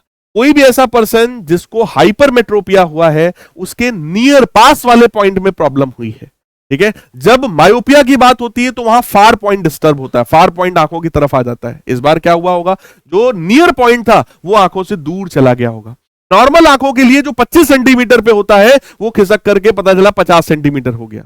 अब इसका मतलब क्या हुआ, जो चीज 50 सेंटीमीटर या उसके पीछे होगी वो तो दिखेगी, लेकिन 50 सेंटीमीटर के अंदर कोई चीज रखी है तो वो हमें दिखाई नहीं पड़ रही होगी। इसी डिफेक्ट का नाम बेटा हाइपरमेट्रोपिया होता है, ठीक है। हाइपरमेट्रोपिया का देखो कारण क्या है, बिल्कुल उसका अपोजिट, क्या, that is low converging power of the lens, या फिर फोकल लेंथ का बढ़ जाना, large focal length, increase of focal length, या फिर eye ball being too short, इस बार आई बॉल छोटा हो गया है, ठीक है। मायोपिया में जो कारण थे, जो कॉजेस थे, उसी का जस्ट ऑपोजिट कॉजेस आपको यहां देखने को मिलेगा। वहां पे क्या था, हाई कन्वर्जिंग पावर, तो यहां पे लो कन्वर्जिंग पावर। वहां पे फोकल लेंथ कम हुआ था, यहां फोकल लेंथ बढ़ जाएगा। वहां पर आपसे कहा गया था भाई आई बॉल जो है वो लॉन्ग हो गया था, तो यहां पर आई बॉल छोटा हो गया है, यानी कि जो लेंस है हमारा वो लेंस कैसा हो गया, छोटा हो गया, पतला हो गया लेंस, थिन लेंस हो गया है। सर कोई भी जो डिफेक्टेड आई होती है उसमें क्या होगा, अगर कोई भी ऑब्जेक्ट नियर पॉइंट यानी 25 सेंटीमीटर पे अगर रखा है तो वहां से लाइट रे निकलेगी, क्योंकि इसका कन्वर्जिंग पावर कम है ना, तो ये रेटिना के पीछे जाकर कन्वर्ज कर रहा है। जो इमेज रेटिना पर बननी चाहिए थी वो रेटिना के पीछे बना रहा है। अब जब रेटिना के पहले या पीछे बनाओगे तो इमेज आपको दिखाई नहीं पड़ेगी। तो ये डिफेक्टेड आई का सीन है। जिस आंख में हाइपरमेट्रोपिया होता है उसमें यही हो रहा होता है कि जो ऑब्जेक्ट पास रखा जाता है उसकी इमेज रेटिना के पीछे बन रही है, तो कैसे दिखेगा भैया, है ना, धुंधला दिखेगा। तो सर क्या करें, तो आप ऑब्जेक्ट को थोड़ा सा दूर करो। जैसे जैसे आप यहां से थोड़ा दूर करते हो, पता चला इस पॉइंट से जब ऑब्जेक्ट को रखा गया, यहां से निकलने वाली लाइट रे सीधे सीधे कहां जाकर मिल गई बेटा, रेटिना पर मिल गई है। यानी कि जब नियर पॉइंट यहां से खिसका कर पीछे की तरफ आप ले आए हो तो इमेज सीधे सीधे रेटिना पर बेटा बन रही है। यानी कि अगर नियर पॉइंट को आप लेंस से थोड़ा दूर ले जाते हो तो इमेज कहां पर बनती है, रेटिना पर फॉर्म हो जाती है, ठीक है। यही यहां पर हो रहा है। यानी कि इस पर्सन के लिए, जिसको हाइपरमेट्रोपिया हुआ, उस पर्सन के लिए अगर ऑब्जेक्ट यहां रखा है तो इमेज उसकी रेटिना पे बन रही, उसको दिखाई पड़ेगा। ऑब्जेक्ट इसके पीछे रखा है तो भी दिखाई पड़ेगा, लेकिन ऑब्जेक्ट अगर इसके पास ले जाओगे तो अब इसको दिखाई नहीं पड़ेगा, क्योंकि ये इमेज रेटिना के पीछे बन जाएगी। तो सर क्या करें, कुछ ऐसा जुगाड़ करो जो नियर पॉइंट 25 सेंटीमीटर पे रखे हुए ऑब्जेक्ट की इमेज कहां बनवा दे, इस वाले नियर पॉइंट पे बनवा दे। नॉर्मली जो ऑब्जेक्ट 25 सेंटीमीटर पे रखा जाना चाहिए उसकी इमेज वो कहां बनवा दे, इस वाले नियर पॉइंट पे बनवा दे। अगर इस वाले नियर पॉइंट पे वो इमेज बनवा देगा तो भैया अब हमें मामला दिखाई पड़ने लगेगा, राइट। तो उसके लिए हमें क्या करना पड़ेगा, हमको एक कॉन्वेक्स लेंस यूज करना पड़ेगा। हमको एक कॉन्वेक्स लेंस यूज करना पड़ेगा, यानी एक चश्मा पहनना लगेगा जिसमें कॉन्वेक्स लेंस यूज किया गया हो। कॉन्वेक्स लेंस क्या करेगा, जो ऑब्जेक्ट बेटा यहां रखा होगा 25 सेंटीमीटर पे, जो ऑब्जेक्ट यहां रखा होगा 25 सेंटीमीटर पे, उस ऑब्जेक्ट से लाइट रे निकलेगी, ये उसको हल्का कन्वर्ज करेगा, ठीक है। पीछे की तरफ बढ़ाओगे तो यहां पे रखे हुए ऑब्जेक्ट की एक वर्चुअल इमेज यहां बना देगा। यानी ये वाला लेंस क्या करेगा, ये वाला जो कॉन्वेक्स लेंस है यहां रखे हुए ऑब्जेक्ट की एक वर्चुअल इमेज वो इस वाले नियर पॉइंट पे बना देगा। अब नियर पॉइंट पे जो इमेज बन गई है वहां से जो लाइट रे निकलेगी वो सीधे सीधे रेटिना पे जाती है, इसमें कोई डाउट है नहीं, राइट। तो यहां पर सिंपल सी बात है, एक कॉन्वेक्स लेंस का चश्मा हम लोग यूज कर लेंगे जो कि 25 सेंटीमीटर पे रखे हुए ऑब्जेक्ट की इमेज यहां इस वाले नियर पॉइंट पर बनाएगा। यानी कि जब बात हाइपरमेट्रोपिया की होगी बेटा तो ऑब्जेक्ट डिस्टेंस हमेशा क्या होगा, 25 सेंटीमीटर। यू की वैल्यू हमेशा कितनी होगी, माइनस का 25 सेंटीमीटर। क्वेश्चन को पढ़ना, अगर पढ़ते ही दिख रहा है हाइपरमेट्रोपिया का क्वेश्चन है तो तुरंत वहां लिख देना कि ऑब्जेक्ट कहां होगा, -25 सेंटीमीटर पे। मायोपिया में ऑब्जेक्ट कहां था? इन्फिनिटी पर, माइनस इन्फिनिटी। इसमें ऑब्जेक्ट कहां है? -25 सेंटीमीटर पे। सर इमेज कहां बननी है? अरे नियर पॉइंट पर। इमेज कहां बननी है? नियर पॉइंट पर। तो पढ़ो, near point of the hypermetropic eye is 1 metre. 1 metre का मतलब हो गया सर 100 सेंटीमीटर। और चेक करो, माइनस क्यों लगाया मैंने? क्योंकि ऑब्जेक्ट भी लेफ्ट में था और जो वर्चुअल इमेज उसकी बननी है वो भी लेफ्ट में ही बननी है। यानी कि जब लेफ्ट में ही बनाओगे तो निगेटिव ही होगा बेटा, है ना? दोनों निगेटिव होता है बेटा, चाहे मायोपिया हो चाहे हाइपरमेट्रोपिया हो, कोई डाउट नहीं है। ऐसा बता दूंगा कि तुमसे न्यूमेरिकल गलत होएगा ही नहीं कभी। यू भी निगेटिव, वी भी निगेटिव, दोनों में, इसमें भी उसमें भी, राइट? उसमें क्या होता है? u की वैल्यू माइनस इंफिनिटी, इसमें u की वैल्यू हमेशा -25 सेंटीमीटर, उसमें v की वैल्यू माइनस फार पॉइंट, इसमें v की value minus near point. Negative of near point, negative of near point. तो ये हमारा बन गया। अब हमसे कह रहे हैं what is the nature and power of the lens. तो भैया नेचर तो साफ सीधी बात है, कन्वर्जिंग लेंस यूज होगा। अगर बात हाइपरमेट्रोपिया की करोगे तो कन्वर्जिंग लेंस में यूज करूंगा। नेचर कन्वर्जिंग लेंस है बेटा। लेंस कौन सा है sir? Convex lens. Lens convex lens है, लेकिन उसका नेचर कैसा है? कन्वर्जिंग है। तो अगर नेचर पूछेगा तो तुम आंसर दोगे कन्वर्जिंग लेंस हमें चाहिए, राइट? पावर भी चाहिए भैया। तो 1 अपॉन फोकल लेंथ जो है that is 1 upon V minus का 1 अपॉन यू। बेटा 1 अपॉन माइनस का 100 माइनस का 1 अपॉन -25 सेंटीमीटर। एलसीएम हमारा 100 आएगा, माइनस का 1 प्लस माइनस माइनस प्लस 4 आ जाएगा। That is equal to 3 upon 100, that is value of 1 upon focal length. That is value of 1 upon focal length. तो बेटा फोकल लेंथ की वैल्यू आ गई 100 अपॉन 3 सेंटीमीटर के बराबर। यानी कि आपको एक ऐसा लेंस यूज करना पड़ेगा बेटा जिसका फोकल लेंथ 100/3 सेंटीमीटर के बराबर है। लेकिन क्वेश्चन में पावर पूछा गया भैया। पावर का फॉर्मूला 100 अपॉन फोकल लेंथ होता है बेटा। तो 100 divided by focal length which is again 100/3। ठीक है, तो 100 से 100 कैंसिल होगा, 3 ऊपर जाएगा, तो पावर आ गया 3 डायोप्टर के बराबर। पावर आ गया 3 डायोप्टर के बराबर। क्योंकि फोकल लेंथ और पावर दोनों ही पॉजिटिव है, इसका मतलब हमको एक ऐसा लेंस चाहिए जो कि कॉन्वेक्स लेंस है, राइट, जिसका पावर 3 डायोप्टर के बराबर है। देखो बेटा पावर का यूनिट डायोप्टर होता है, लास्ट वाले लेक्चर में मैंने बताया था। आप लोगों में से जिन बच्चों ने अभी तक पिछला वाला लेक्चर नहीं देखा, that is light reflection and refraction, जरूर देखिएगा, मजा आ जाएगा, गारंटी है मेरी, राइट। पूरा चैप्टर आपको बहुत डिटेल में पढ़ाया है और उसके बाहर बोर्ड एग्जाम में एक भी चीज आपसे पूछी नहीं जाएगी। फिर बात आई सर प्रेस बायोपिया क्या होता है। मैं पहले ही बता चुका था कि भाई जैसे जैसे हम लोग बूढ़े होने लगते हैं, ओल्ड एज में जब हम लोग पहुंचते हैं, तो ओल्ड एज का जो पर्सन होता है that can not see near by object clearly due to loss of power of accommodation of eye. हमारी जो आंखें हैं उसमें पावर ऑफ एकोमोडेशन जो है वो वीक होने लगता है। जब हमारी उम्र बढ़ती है तो सिलियरी मसल्स जो है वो वीक होने लगती हैं। जब मसल्स वीक होने लगती हैं तो पावर ऑफ एकोमोडेशन कम होने लगता है। यानी कि हम दूर की चीजों को तो देख पा रहे हैं, लेकिन पास की चीजों को देखने के लिए हमारी आंखें जो है वो फोकल लेंथ को एडजस्ट नहीं कर पा रही हैं। जब वो एडजस्ट नहीं कर पा रही होती है बेटा, तो उस कंडीशन में हमको ये डिफेक्ट आता है, ठीक है। और इस डिफेक्ट में पास की चीजें पहले दिखने जो है बंद हो जाती हैं। पढ़ो, near point of the old person having presbyopia gradually recedes and become much more than 25 centimetre away. यानी कि जैसा हाइपरमेट्रोपिया में होता है ना कि नियर पॉइंट उसका डिस्टर्ब हो जाता है, बिल्कुल सेम वैसा ही हाइपरमेट्रोपिया में होता है। लेकिन दोनों के जो कॉज हैं उसमें डिफरेंस है। हाइपरमेट्रोपिया का कॉज अलग था, है ना, वहां पे लो कन्वर्जिंग पावर था, eye ball being too short था, आई बॉल छोटा हो गया था। लेकिन यहां पर कारण अलग है। यहां पर जो रीजन है that is loss of accommodation of the eye. हमारी आंखों में सिलियरी मसल्स वीक हो गई है क्योंकि हम लोग बूढ़े हो गए हैं। बूढ़े लोगों में ही ये चीज ज्यादा देखने को मिलती है। आपके घर में कोई भी आपके दादा नाना ऐसे, दादी नानी ऐसे कोई भी लोग होंगे जो थोड़े दिन की एज ज्यादा है, उन लोगों को देखो पास की चीजें कम दिखती होंगी, दूर की चीजें उनको दिख रही हैं, दूर का सब दिखाई पड़ता है, लेकिन न्यूज़पेपर दे दोगे पढ़ने में तो उनको शायद दिक्कत होगी, है ना। तो वो उसका कारण यहां पर यही है क्योंकि उनकी सिलियरी मसल्स वीक हो गई हैं, loss of power of accommodation हो चुका है, ठीक है। Presbyopia defect is corrected in the same way as hypermetropia by using spectacles having convex lens. बिल्कुल कॉन्वेक्स लेंस का चश्मा हम लोग पहन सकते हैं, ठीक है। जैसे हाइपरमेट्रोपिया को करेक्ट करते हैं बिल्कुल वैसे ही इसका भी करेक्शन बेटा होता है, ठीक है। प्रेसबायोपिया में कई बार ऐसा भी होता है कि जब पर्सन की एज बढ़ जाती है तो उसको ना पास का दिख रहा है ना दूर का दिख रहा है, दोनों चीजें दिखना बंद हो जाती हैं, पास का भी नहीं दिखता ज्यादा और बहुत दूर की चीज होंगी तो वो भी नहीं दिखती हैं। ऐसे केसेस में उस पर्सन को मायोपिया और हाइपरमेट्रोपिया दोनों हो जाता है और ऐसे में उसको बाईफोकल लेंस का चश्मा पहनाया जाता है।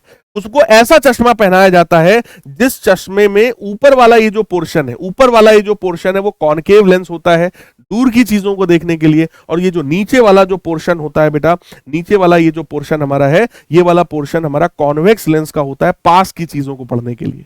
ठीक है, ऐसा चश्मा पहनाते हैं कि भाई दूर का देखना है तो ऊपर से देखो, पास की चीजों पढ़नी है, पास का चीज कोई देखनी है तो नीचे वाले पार्ट से देखो। और आप सब ने इस तरह का चश्मा देखा होगा। यही कारण है कि आप लोग के घर में आपके दादा नाना अगर जब न्यूज़पेपर पढ़ते होंगे ना तो चश्मे को ऐसे रख लेते होंगे नाक पे, ऐसे ऐसे रख के पढ़ते हो, क्योंकि ऐसे रखने से ये जो आंखें हैं वो इस नीचे वाले पार्ट पर इजिली जो है वो, समझ रहे हो ना, कंसंट्रेट कर पाते हैं नीचे वाले पार्ट पे। और जब उन्हें दूर का देखना होता है तो वो ऐसा कर लेते हैं, सीधा कर लेते हैं। ठीक है, तो उससे डायरेक्ट वो ऊपर वाले पार्ट पे देखते हैं। इस तरीके से वो अपने चश्मे को एडजस्ट करके अपना काम चलाते हैं। फिलहाल आज के जमाने में है ना प्रोग्रेसिव लेंस आने लगे हैं। ठीक है, इस तरह के लेंसेज अब धीरे धीरे कम हो रहे हैं और जैसे जैसे लोगों के पास पैसा आता जा रहा है अब वो लोग महंगे महंगे लेंसेज खरीदने लगे। 15-15, 20-20 हजार रुपए के बेटा चश्मे के लेंस आने लगे हैं, आप लोगों ने देखा ही होगा। ठीक है, वो प्रोग्रेसिव लेंस होते हैं। प्रोग्रेसिव लेंस में इस तरह का लेंस नहीं होता है, उसकी टेक्नोलॉजी अलग होती है। ठीक है, वो दूर का पास का कहीं से भी देखोगे, चाहे ऊपर से नीचे से, हर तरफ से दिखाई पड़ता है। राइट, फिर एक डिफेक्ट होता है जिसको कैटरैक्ट कहते हैं, बहुत फेमस है, मोतियाबिंद। ओल्ड एज में लगभग लगभग सभी को कैटरैक्ट हो जाता है। ठीक है, सभी को मोतियाबिंद हो जाता है। होता क्या है, जब हमारी उम्र बढ़ती है तो हमारी आंखों का ये जो लेंस है ना वो क्लाउडी होने लगता है। इस लेंस के ऊपर प्रोटीन और फाइबर की बेटा एक लेयर जम जाती है जिसकी वजह से जो लेंस है वो ट्रांसपेरेंट नहीं रह जाता। तो कोई भी लाइट रे जो जाती है, जब लेंस ही ट्रांसपेरेंट नहीं है तो रिफ्रैक्शन कैसे होगा, रेटिना तक कैसे लाइट रे पहुंचेगी, तो वो नहीं हो पाता है। ठीक है, ड्यू टू ओल्ड एज। यहां पढ़ो, the medical condition in which lens of the I of a person become progressively cloudy, है ना, resulting in blurred vision is called cataract. यानी कि जब हमारी लेंस जो है वो क्लाउडी हो जाए, धुंधला हो जाए, उसके ऊपर एक प्रोटीन फाइबर की लेयर जम जाए, है ना, इट रिजल्ट इन डिक्रीज और loss in the vision of the eye. ना तो मतलब क्लियर दिखेगा नहीं या कम कम दिखेगा, धुंधला दिखेगा। इसको सही करने का एक ही तरीका भैया, सर्जरी करा लो, है ना। और कह रहे during cataract surgery the clouded lens is removed, यानी कि उस धुंधले वाले लेंस को निकाल लिया जाता है और नया जो लेंस है वो आर्टिफिशियल लेंस वहां पे लगा दिया जाता है और पर्सन को दिखना कुछ समय के बाद स्टार्ट हो जाता है। राइट, यानी कि मोतियाबिंद के लिए सिंपल सी बात है, आपका वो क्लाउडी वाला लेंस हटा करके दूसरा लेंस वहां पे आर्टिफिशियल लेंस लगा दिया जाएगा और उससे जो है आपको चीजें दिखना स्टार्ट हो जाती है। कलर ब्लाइंडनेस, ये भी एक डिफेक्ट है। कई ऐसे पर्सन होते हैं जिनके रेटिना पर कुछ कोन सेल्स मिसिंग है। देखो, रॉड सेल्स का काम था इंटेंसिटी ऑफ लाइट को कंट्रोल करना और कोन सेल्स का काम था कलर को कंट्रोल करना। तो अगर रेटिना में कुछ कोन सेल्स मिसिंग है ही नहीं, बाय बर्थ है ही नहीं, अगर वो कोन सेल्स नहीं है तो वो वाला पर्टिकुलर कलर उसको दिखाई नहीं पड़ेगा और इसी डिफेक्ट का नाम क्या होता है, कलर ब्लाइंडनेस। कह रहे हैं the inability of a person to distinguish between certain colors is called color blindness. The retina of the eye has large number of light sensitive cells having the shape of rods and cones. Rod cells respond to intensity of light, ये सब मैं बता चुका हूं आपको। Rod shaped cell respond to the intensity of light, यानी light की intensity को रिस्पॉन्ड कौन करता है, रॉड सेल्स, है ना। And cone shaped cells respond to colours, colours के लिए रिस्पॉन्सिबल कौन है, ये हमारे कोन सेल्स होते हैं। डिम लाइट में, in dim light rod cells are sensitive. जब लाइट कम होती है ना, ब्राइटनेस जब कम होती है तो फिर कलर वलर की बात नहीं होती है। जब ब्राइटनेस जहां पर कम होता है वहां कलर नहीं दिखाई पड़ता है, तो वहां पर केवल रॉड सेल्स आपके सेंसिटिव होते हैं। Whereas cone are sensitive only in the bright light, जब लाइट ज्यादा होती है तभी बात कलर की जाती है। The cones are sensitive to the green, red, yellow, blue colour of the light to some different extent, यानी कि जो कोन सेल्स होते हैं वो ग्रीन, रेड, ब्लू, इन सभी के लिए उसका जो सेंसिटिविटी है वो अलग अलग होता है। और मैं आपको बता दूं, पिछले वाले लेक्चर में भी मैंने आपको बताया था, हम लोग की जो आंखें हैं वो सबसे ज्यादा सेंसिटिव किस कलर के लिए होती है, येलो के लिए। सेंसिटिविटी येलो कलर के लिए ज्यादा होती है, जबकि वॉयलेट टाइप के जो कलर होते हैं उनके लिए सेंसिटिविटी हमारी आंखों की कम होती है। वही चीज बता रहे हैं यहां पर। Due to genetic disorder, genetic disorder की वजह से some persons do not possess some cone shaped cells, यानी कि कुछ लोगों में कुछ कोन सेल्स जो है वो एब्सेंट है, that respond to certain specific colours only. Such person can not distinguish between certain colours but can see well otherwise. बाकी सारे कलर्स वो देख पा रहा है लेकिन वो आइडेंटिफाई नहीं कर पा रहा, क्योंकि उसने पता चला बचपन से ऑरेंज कलर कभी देखा ही नहीं है, उसको कलर ब्लाइंडनेस था, ऑरेंज कलर कभी देखा ही नहीं उसने, तो उसको ऑरेंज और येलो एक ही जैसा लगेगा, कहेगा येलो ही तो है, ये ऑरेंज का है, उसने कभी देखा ही नहीं ऑरेंज कैसा होता है। जबकि कलर उसको पढ़ाया गया कि भैया ऑरेंज कलर भी है, येलो कलर भी है, लेकिन वो बचपन से इस बात में कंफ्यूज होता है कि एक ही जैसा तो लग रहा है सर, अलग अलग कहाँ है, एक ही जैसा तो है। तो उसमें हमें समझना चाहिए कि भाई उसको हो सकता है कलर ब्लाइंडनेस हो। Such person are said to have color blindness. Government do not issue driving license to the persons having color blindness, यानी कि जिन लोगों को भैया कलर ब्लाइंडनेस होता है गवर्नमेंट उनको डीएल इशू नहीं करता है, ड्राइविंग लाइसेंस इशू नहीं करता है। लेकिन अपने यहाँ तो जानते ही हो आप लोग है ना, ये चला दो तो मामला बन जाता है, लेकिन होना नहीं चाहिए। गवर्नमेंट के जो नियम है उसके तहत बेटा ड्राइविंग लाइसेंस जो है वो इशू नहीं होना चाहिए इस तरह के कलर ब्लाइंड पर्सन को, राइट। अब आ जाओ, ये एक प्रीवियस ईयर में आपसे पूछा गया एक मैचिंग का क्वेश्चन है, मैचिंग करते हैं। कैटरैक्ट को हम लोग किससे मिला सकते हैं भैया? कैटरैक्ट में क्या होगा, हमारा जो आई लेंस है वो क्लाउडी हो जाता है, that is opacity of the lens, है ना। बायोपिया जो है उसमें पास का दिख रहा है, दूर का नहीं दिख रहा है ना। Person can see near object but not able to see far object clearly, दूर का नहीं दिख रहा है, पास का दिख रहा है। हाइपरमेट्रोपिया में दूर का दिख रहा है, पास का नहीं दिख रहा है ना। तो इसको हम लोग मिलाएंगे इसके साथ, person can see far object but do not see near by object clearly. और प्रेस बायोपिया जो सीधा सीधा गेम है भैया ओल्ड एज में होता है। ओल्ड एज में क्योंकि सिलियरी मसल्स हमारे वीक हो जाते हैं, पावर ऑफ एकोमोडेशन का लॉस हो जाता है, तो वहां पर प्रेस बायोपिया जैसा डिफेक्ट हो जाता है। सब लोग ध्यान से देख लो, और इस तरीके से मैचिंग भैया आप लोग कर सकते हैं, पूछा जाता है बेटा इस तरह का क्वेश्चन। अगला एक मैचिंग और है, हाइपरमेट्रोपिया के लिए बेटा हम लोग जो है कॉन्वेक्स लेंस का चश्मा यूज करते हैं, राइट, जबकि मायोपिया के लिए हम लोग कॉनकेव लेंस का चश्मा यूज करते हैं। प्रेस बायोपिया में हम लोग बाईफोकल लेंस का चश्मा यूज करते हैं, और एस्टिग्मेटिज्म जो होता है उसमें सिलेंड्रिकल लेंस का यूज किया जाता है। सर ये एस्टिग्मेटिज्म क्या है? एस्टिग्मेटिज्म का मतलब होता है कई बार बेटा कुछ ऐसे पर्सन्स होते हैं, ठीक है, जिनका जो आई बॉल है, आई बॉल का शेप कैसा होना चाहिए? स्फेरिकल, लेकिन उनका जो आई बॉल है वो परफेक्टली स्फेरिकल नहीं है, उसका शेप स्फीयर के शेप का नहीं है। तो इस डिफेक्ट के कारण क्या होता है, अगर एक साथ उनको हॉरिजॉन्टल और वर्टिकल लाइंस दे दिया जाए तो उनको या तो हॉरिजॉन्टल अच्छे से दिखाई पड़ेगा या तो वर्टिकल अच्छे से दिखाई पड़ेगा। यानी इस तरह के जो पर्सन होते हैं वो हॉरिजॉन्टल और वर्टिकल लाइंस को एक साथ एक समय पर सही से नहीं देख पाते हैं। उनका या तो हॉरिजॉन्टल वाला विजन बढ़िया होता है या तो वर्टिकल वाला विजन जो है बढ़िया होता है, ठीक है। तो इस तरह के डिफेक्ट को एस्टिग्मेटिज्म कहते हैं। एस्टिग्मेटिज्म का कारण क्या है कि भाई जो आई बॉल है वो परफेक्टली स्फेरिकल नहीं है, और इसके करेक्शन के लिए बेटा सिलेंड्रिकल लेंस का यूज किया जाता है। अब हम लोग इस चैप्टर के फिर से अगले पार्ट की तरफ पहुंच गए हैं, जो कि है ग्लास प्रिज्म। यानी किसी भी प्रिज्म का सर काम क्या होता है बेटा? किसी भी प्रिज्म का बड़ा फंडामेंटल सा काम इस डायग्राम में दिखाई पड़ रहा है कि अगर इस प्रिज्म में व्हाइट लाइट आप पास करते हो तो ये उसको कंपोनेंट कलर्स में तोड़ देता है, ठीक है। और यहां पर स्क्रीन पर एक पैटर्न फॉर्म होता है जिसका नाम है VIBGYOR, violet, indigo, blue, green, yellow, orange और रेड, ठीक है।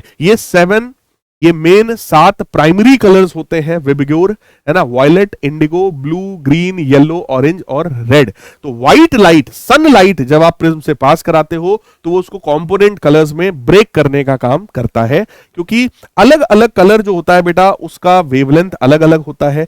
अलग अलग वेवलेंथ के लिए इस प्रिज्म का रिफ्रैक्टिव इंडेक्स अलग अलग होता है। मैं आपको बताऊं, ये जो प्रिज्म है, इस प्रिज्म का ये जो रिफ्रैक्टिव इंडेक्स होता है, refractive index of this prism is inversely proportional to wavelength. अलग अलग कलर्स का वेवलेंथ अलग है, और हर कलर के लिए इस प्रिज्म का जो रिफ्रैक्टिव इंडेक्स होता है बेटा वो अलग अलग होता है। और जब रिफ्रैक्टिव इंडेक्स अलग अलग होता है तो डेविएशन अलग अलग होता है। अलग अलग कलर का जो डेविएशन है वो अलग अलग होता है, क्योंकि उसका डेविएशन अलग अलग है, इसीलिए कोई कलर ज्यादा नीचे चला गया और कोई कलर ऊपर ही रह गया, राइट। यानी कि व्हाइट लाइट ऐसे आई थी, कोई कलर में कम डेविएशन हुआ और किसी में डेविएशन बहुत ज्यादा हुआ। जैसे वॉयलेट कलर का डेविएशन सबसे ज्यादा होता है और रेड कलर का जो डेविएशन है बेटा वो सबसे कम होता है। तो आ जाओ, यही चीज मैं आपको यहां पर बताने वाला हूं। तो देखो ये रहा हमारा एक ग्लास प्रिज्म, ठीक है, ये ग्लास का बना हुआ है बेटा। अगर मैं इसका नाम रखूं ए बी सी, ठीक है, तो ए जो एंगल होता है इस वाले एंगल को एंगल ऑफ प्रिज्म कहा जाता है। इस वाले एंगल को हम लोग क्या नाम देते हैं, that is angle of prism. इस वाले एंगल का नाम होता है एंगल ऑफ प्रिज्म, ठीक है। अब किसी भी प्रिज्म में अगर आप कोई भी लाइट एंटर कराते हो, कोई भी लाइट अगर मैं एंटर करा रहा हूं, देखो ये वाली जो लाइट रे है बेटा वो एयर से ग्लास में जा रही है। ये देखो ग्लास है, ये एयर है, इधर भी क्या है, एयर है। तो होता क्या है, जब भी लाइट रे एयर से ग्लास में जाती है तो वो नॉर्मल की तरफ बेंड होना चाहती है, क्योंकि एयर जो है वो रेयर मीडियम की तरह बिहेव करता है, जबकि ग्लास जो है वो डेंसर मीडियम की तरह बिहेव करता है। ये वाला फिर से रेयर की तरह करेगा बिहेव, है ना। तो जब लाइट रे रेयर से डेंसर जाती है तो it bend towards the normal. तो बात यह है कि सर यहाँ पे नॉर्मल क्या है, तो बेटा यहाँ पे अगर मैं तुम्हें नॉर्मल बना के दिखाऊं तो ये रहा यहाँ पे नॉर्मल, ये देखो ये रहा नॉर्मल। नॉर्मल का सिंपल एक डेफिनेशन है, क्या, ये जो नॉर्मल होता है that must be perpendicular to the surface. ये सरफेस था, इसके परपेंडिकुलर ये नॉर्मल होना चाहिए बेटा। तो ये वाला एंगल हमेशा कितना होता है, 90 डिग्री, ऑलवेज परपेंडिकुलर होता है नॉर्मल, है ना। अब नॉर्मल का इस वाली इंसिडेंट रे के साथ ये जो एंगल है, इसी एंगल को एंगल ऑफ इंसिडेंस कहा जाता है। लाइट रे बेटा ऐसे आती है क्योंकि इस वाली लाइट रे को, देखो मैं दिखाऊं, इस वाली लाइट रे को ऐसे जाना था, इस वाली लाइट रे को ऐसे जाना था। थोड़ा सा मैं इसका थिकनेस बढ़ा दूं, इस वाली लाइट रे को ऐसे जाना था, इस तरीके से लाइट रे को जाना था, ये इसका डायरेक्शन था इंसिडेंट लाइट रे का।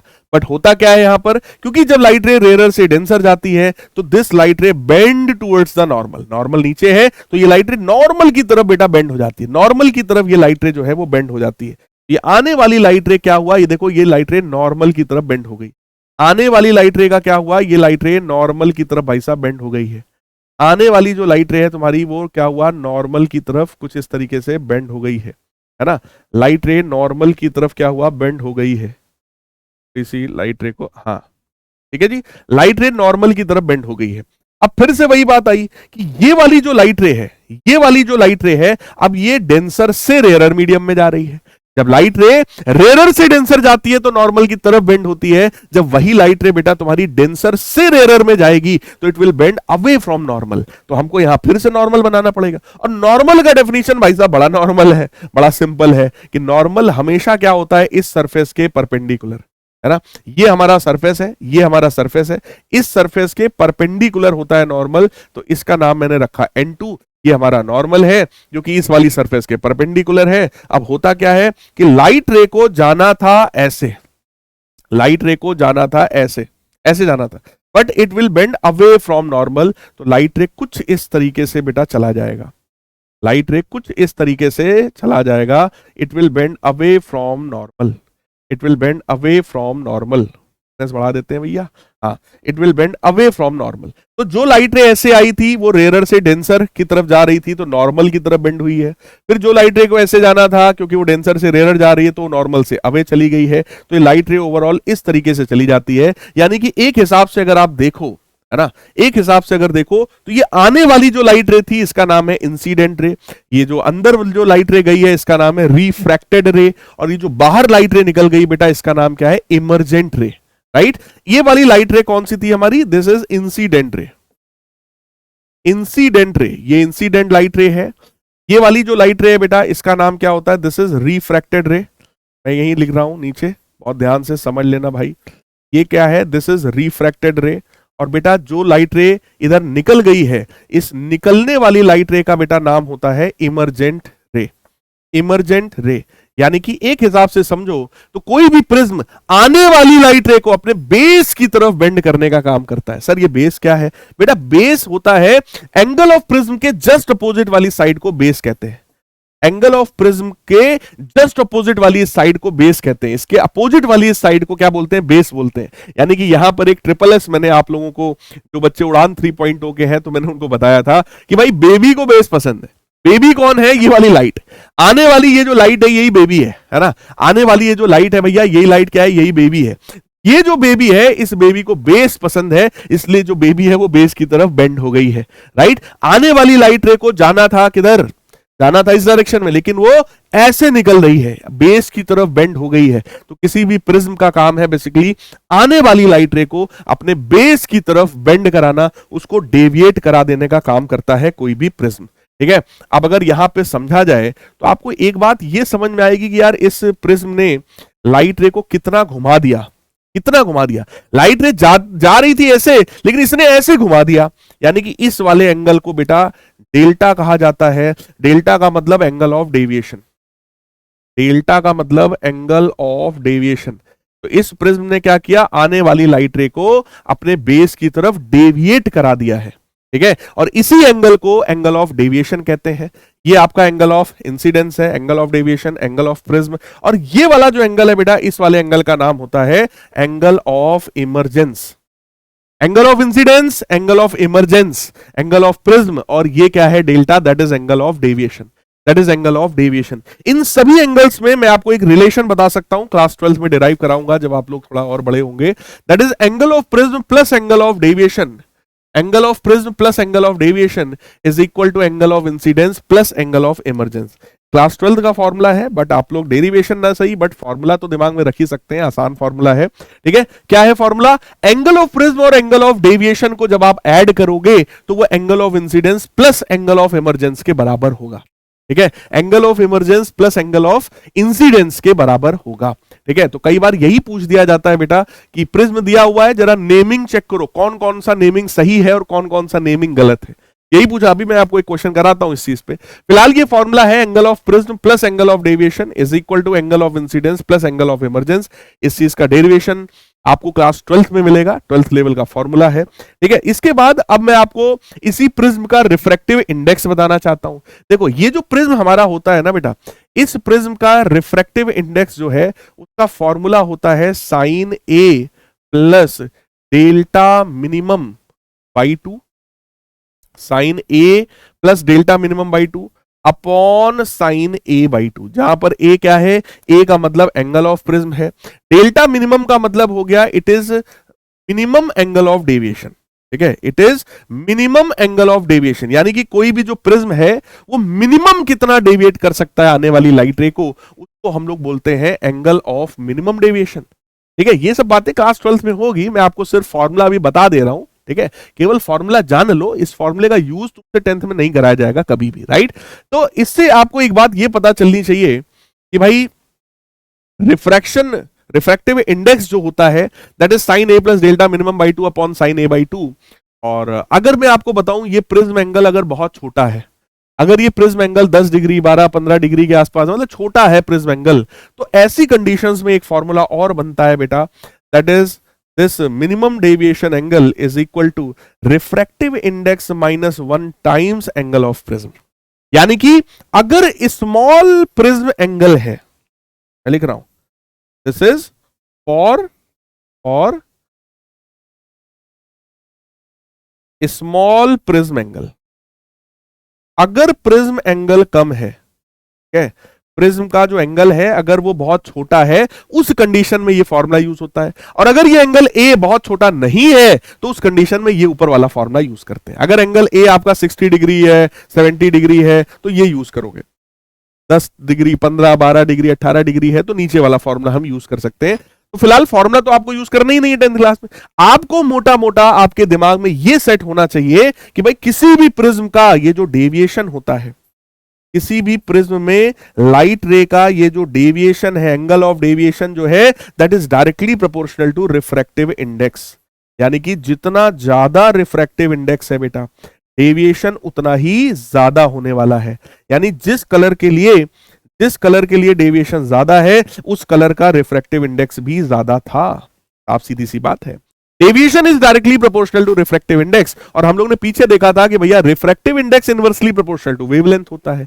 यानी कि जिस कलर का बेटा वेवलेंथ ज्यादा होगा, उस कलर के लिए डेविएशन कम हो जाएगा और उसी कलर के लिए रिफ्रैक्टिव इंडेक्स हमारा बड़ा हो जाएगा, है ना, बड़ा हो जाएगा। मैं क्या लिख रहा हूं, वेवलेंथ अगर ज्यादा है भैया, ठीक है, तो रिफ्रैक्टिव इंडेक्स कम है, रिफ्रैक्टिव इंडेक्स अगर कम है तो डेविएशन भी उस कलर का कम हो जाएगा। सीधी सी बात है, जिस कलर का वेवलेंथ ज्यादा के लिए रिफ्रैक्टिव इंडेक्स कम और रिफ्रैक्टिव इंडेक्स कम तो डेविएशन भी कम। ठीक है, ये सीधा सा लॉजिक मैंने आपको बता दिया। अब आपको कोई भी चीज रटनी नहीं पड़ेगी। मैं आपको बताऊं, जो लाइट हम लोगों को दिखाई पड़ती है उसको विजिबल लाइट कहते हैं। और बेटा सनलाइट में केवल यही पार्ट नहीं होता विजिबल लाइट, सनलाइट में और भी बहुत सारे पार्ट्स होते हैं। अल्ट्रावायलेट, एक्स रेज होती हैं, ठीक है, गामा रेज होती हैं, माइक्रोवेव्स होती हैं, रेडियो वेव्स होती हैं, इंफ्रारेड वेव्स होती है, और भी बहुत सारी वेव्स होती है। लेकिन हम लोगों को केवल और केवल विजिबल लाइट दिखाई पड़ती है। और जो लाइट आपको दिखाई पड़ती है उसी को बेटा विजिबल लाइट कहते हैं। विजिबल लाइट जो होती है ना, विजिबल लाइट का जो वेवलेंथ है वो 4000 एंगस्ट्रॉम से 7000 एंगस्ट्रॉम तक होता है। ठीक है जी, 4000 एंगस्ट्रॉम से 7000 एंगस्ट्रॉम तक होता है जो विजिबल लाइट हम लोग को दिखाई पड़ती है। और मैं आपको बताऊं, क्योंकि अभी आगे चलो इसका डिस्कशन हम लोग करेंगे कि जो विजिबल लाइट है ना, 4000 से 7000 यानी इसी के बीच में वो पूरा विबग्योर आता है। Violet, indigo, blue, green, yellow, orange, red, वो सब का सब इसी के बीच में आता है। अब हम सबको डायग्राम में साफ साफ दिख रहा है क्या, डेविएशन का एंगल सबसे कम किसके लिए है, रेड कलर के लिए। सबसे ज्यादा डेविएशन का एंगल किसके लिए है, वॉयलेट कलर के लिए। यानी कि डेविएशन सबसे ज्यादा किसका, वॉयलेट का। रिफ्रैक्टिव इंडेक्स सबसे ज्यादा किसका, वॉयलेट का। तो वेवलेंथ सबसे कम किसका होगा, वॉयलेट का। बात समझ में आ रहा है ना, जिस कलर का डेविएशन सबसे ज्यादा, उसका रिफ्रैक्टिव इंडेक्स सबसे ज्यादा, तो उसका वेवलेंथ सबसे कम। यानी कि वॉयलेट का जो वेवलेंथ होता है बेटा वो सबसे कम होता है। तो ये जो 4000 एंगस्ट्रॉम तुमको दिखता है ना, ये 4000 एंगस्ट्रॉम वॉयलेट कलर का होता है। जैसे जैसे आगे बढ़ोगे, वॉयलेट, फिर इंडिगो, फिर blue, green, yellow, orange, red, तो ये जो 7000 होता है ये रेड कलर का वेवलेंथ होता है। तो रेड कलर का वेवलेंथ सबसे ज्यादा होता है विजिबल लाइट में, और वॉयलेट कलर का वेवलेंथ सबसे कम होता है विजिबल लाइट में। क्लियर है, जो लाइट हमें दिखाई पड़ती है उसमें सबसे ज्यादा वेवलेंथ किसका है बेटा, रेड कलर का। सबसे कम वेवलेंथ किसका होता है, that is for the violet colour.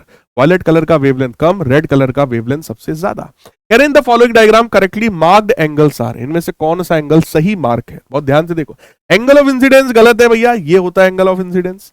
Angle of refraction भी हमारा जो है गलत है, क्योंकि देखो ये नॉर्मल है, ये रिफ्रैक्टेड रे है। नॉर्मल और रिफ्रैक्टेड रे के बीच का एंगल होता है एंगल ऑफ रिफ्रैक्शन, तो वो भी गलत हो गया। एंगल ऑफ डेविएशन भी गलत है, इस वाले एंगल को बेटा एंगल ऑफ डेविएशन, चाहे डी कहो चाहे डेल्टा कहो, इससे डिनोट करते हैं, तो ये भी गलत हो गया। एंगल ऑफ इमर्जेंस हमारा सही है, एंगल ऑफ प्रिज्म भी हमारा सही है।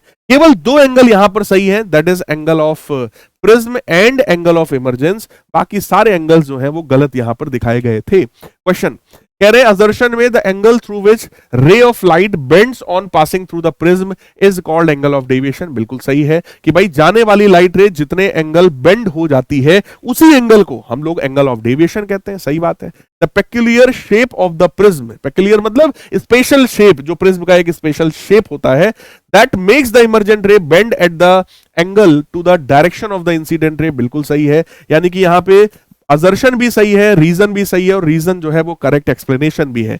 यानी कि यहां पर तुमसे ये कहा गया है कि भाई आने वाली लाइट रे जितना एंगल बेंड हो जाए उसी को पहली बात एंगल ऑफ डेविएशन कहते हैं। बिल्कुल सही बात। और ऐसा सिर्फ इस वजह से होता है क्योंकि प्रिज्म का एक स्पेशल शेप है। प्रिज्म का शेप ही ऐसा होता है कि भैया ये वाला सरफेस ऐसे मिलेगा और नीचे ऐसे होगा। ट्रायंगल टाइप का इसका जो एक स्पेशल शेप है, ये आने वाली लाइट रे को अपने बेस की तरफ बेंड करने का काम करता है।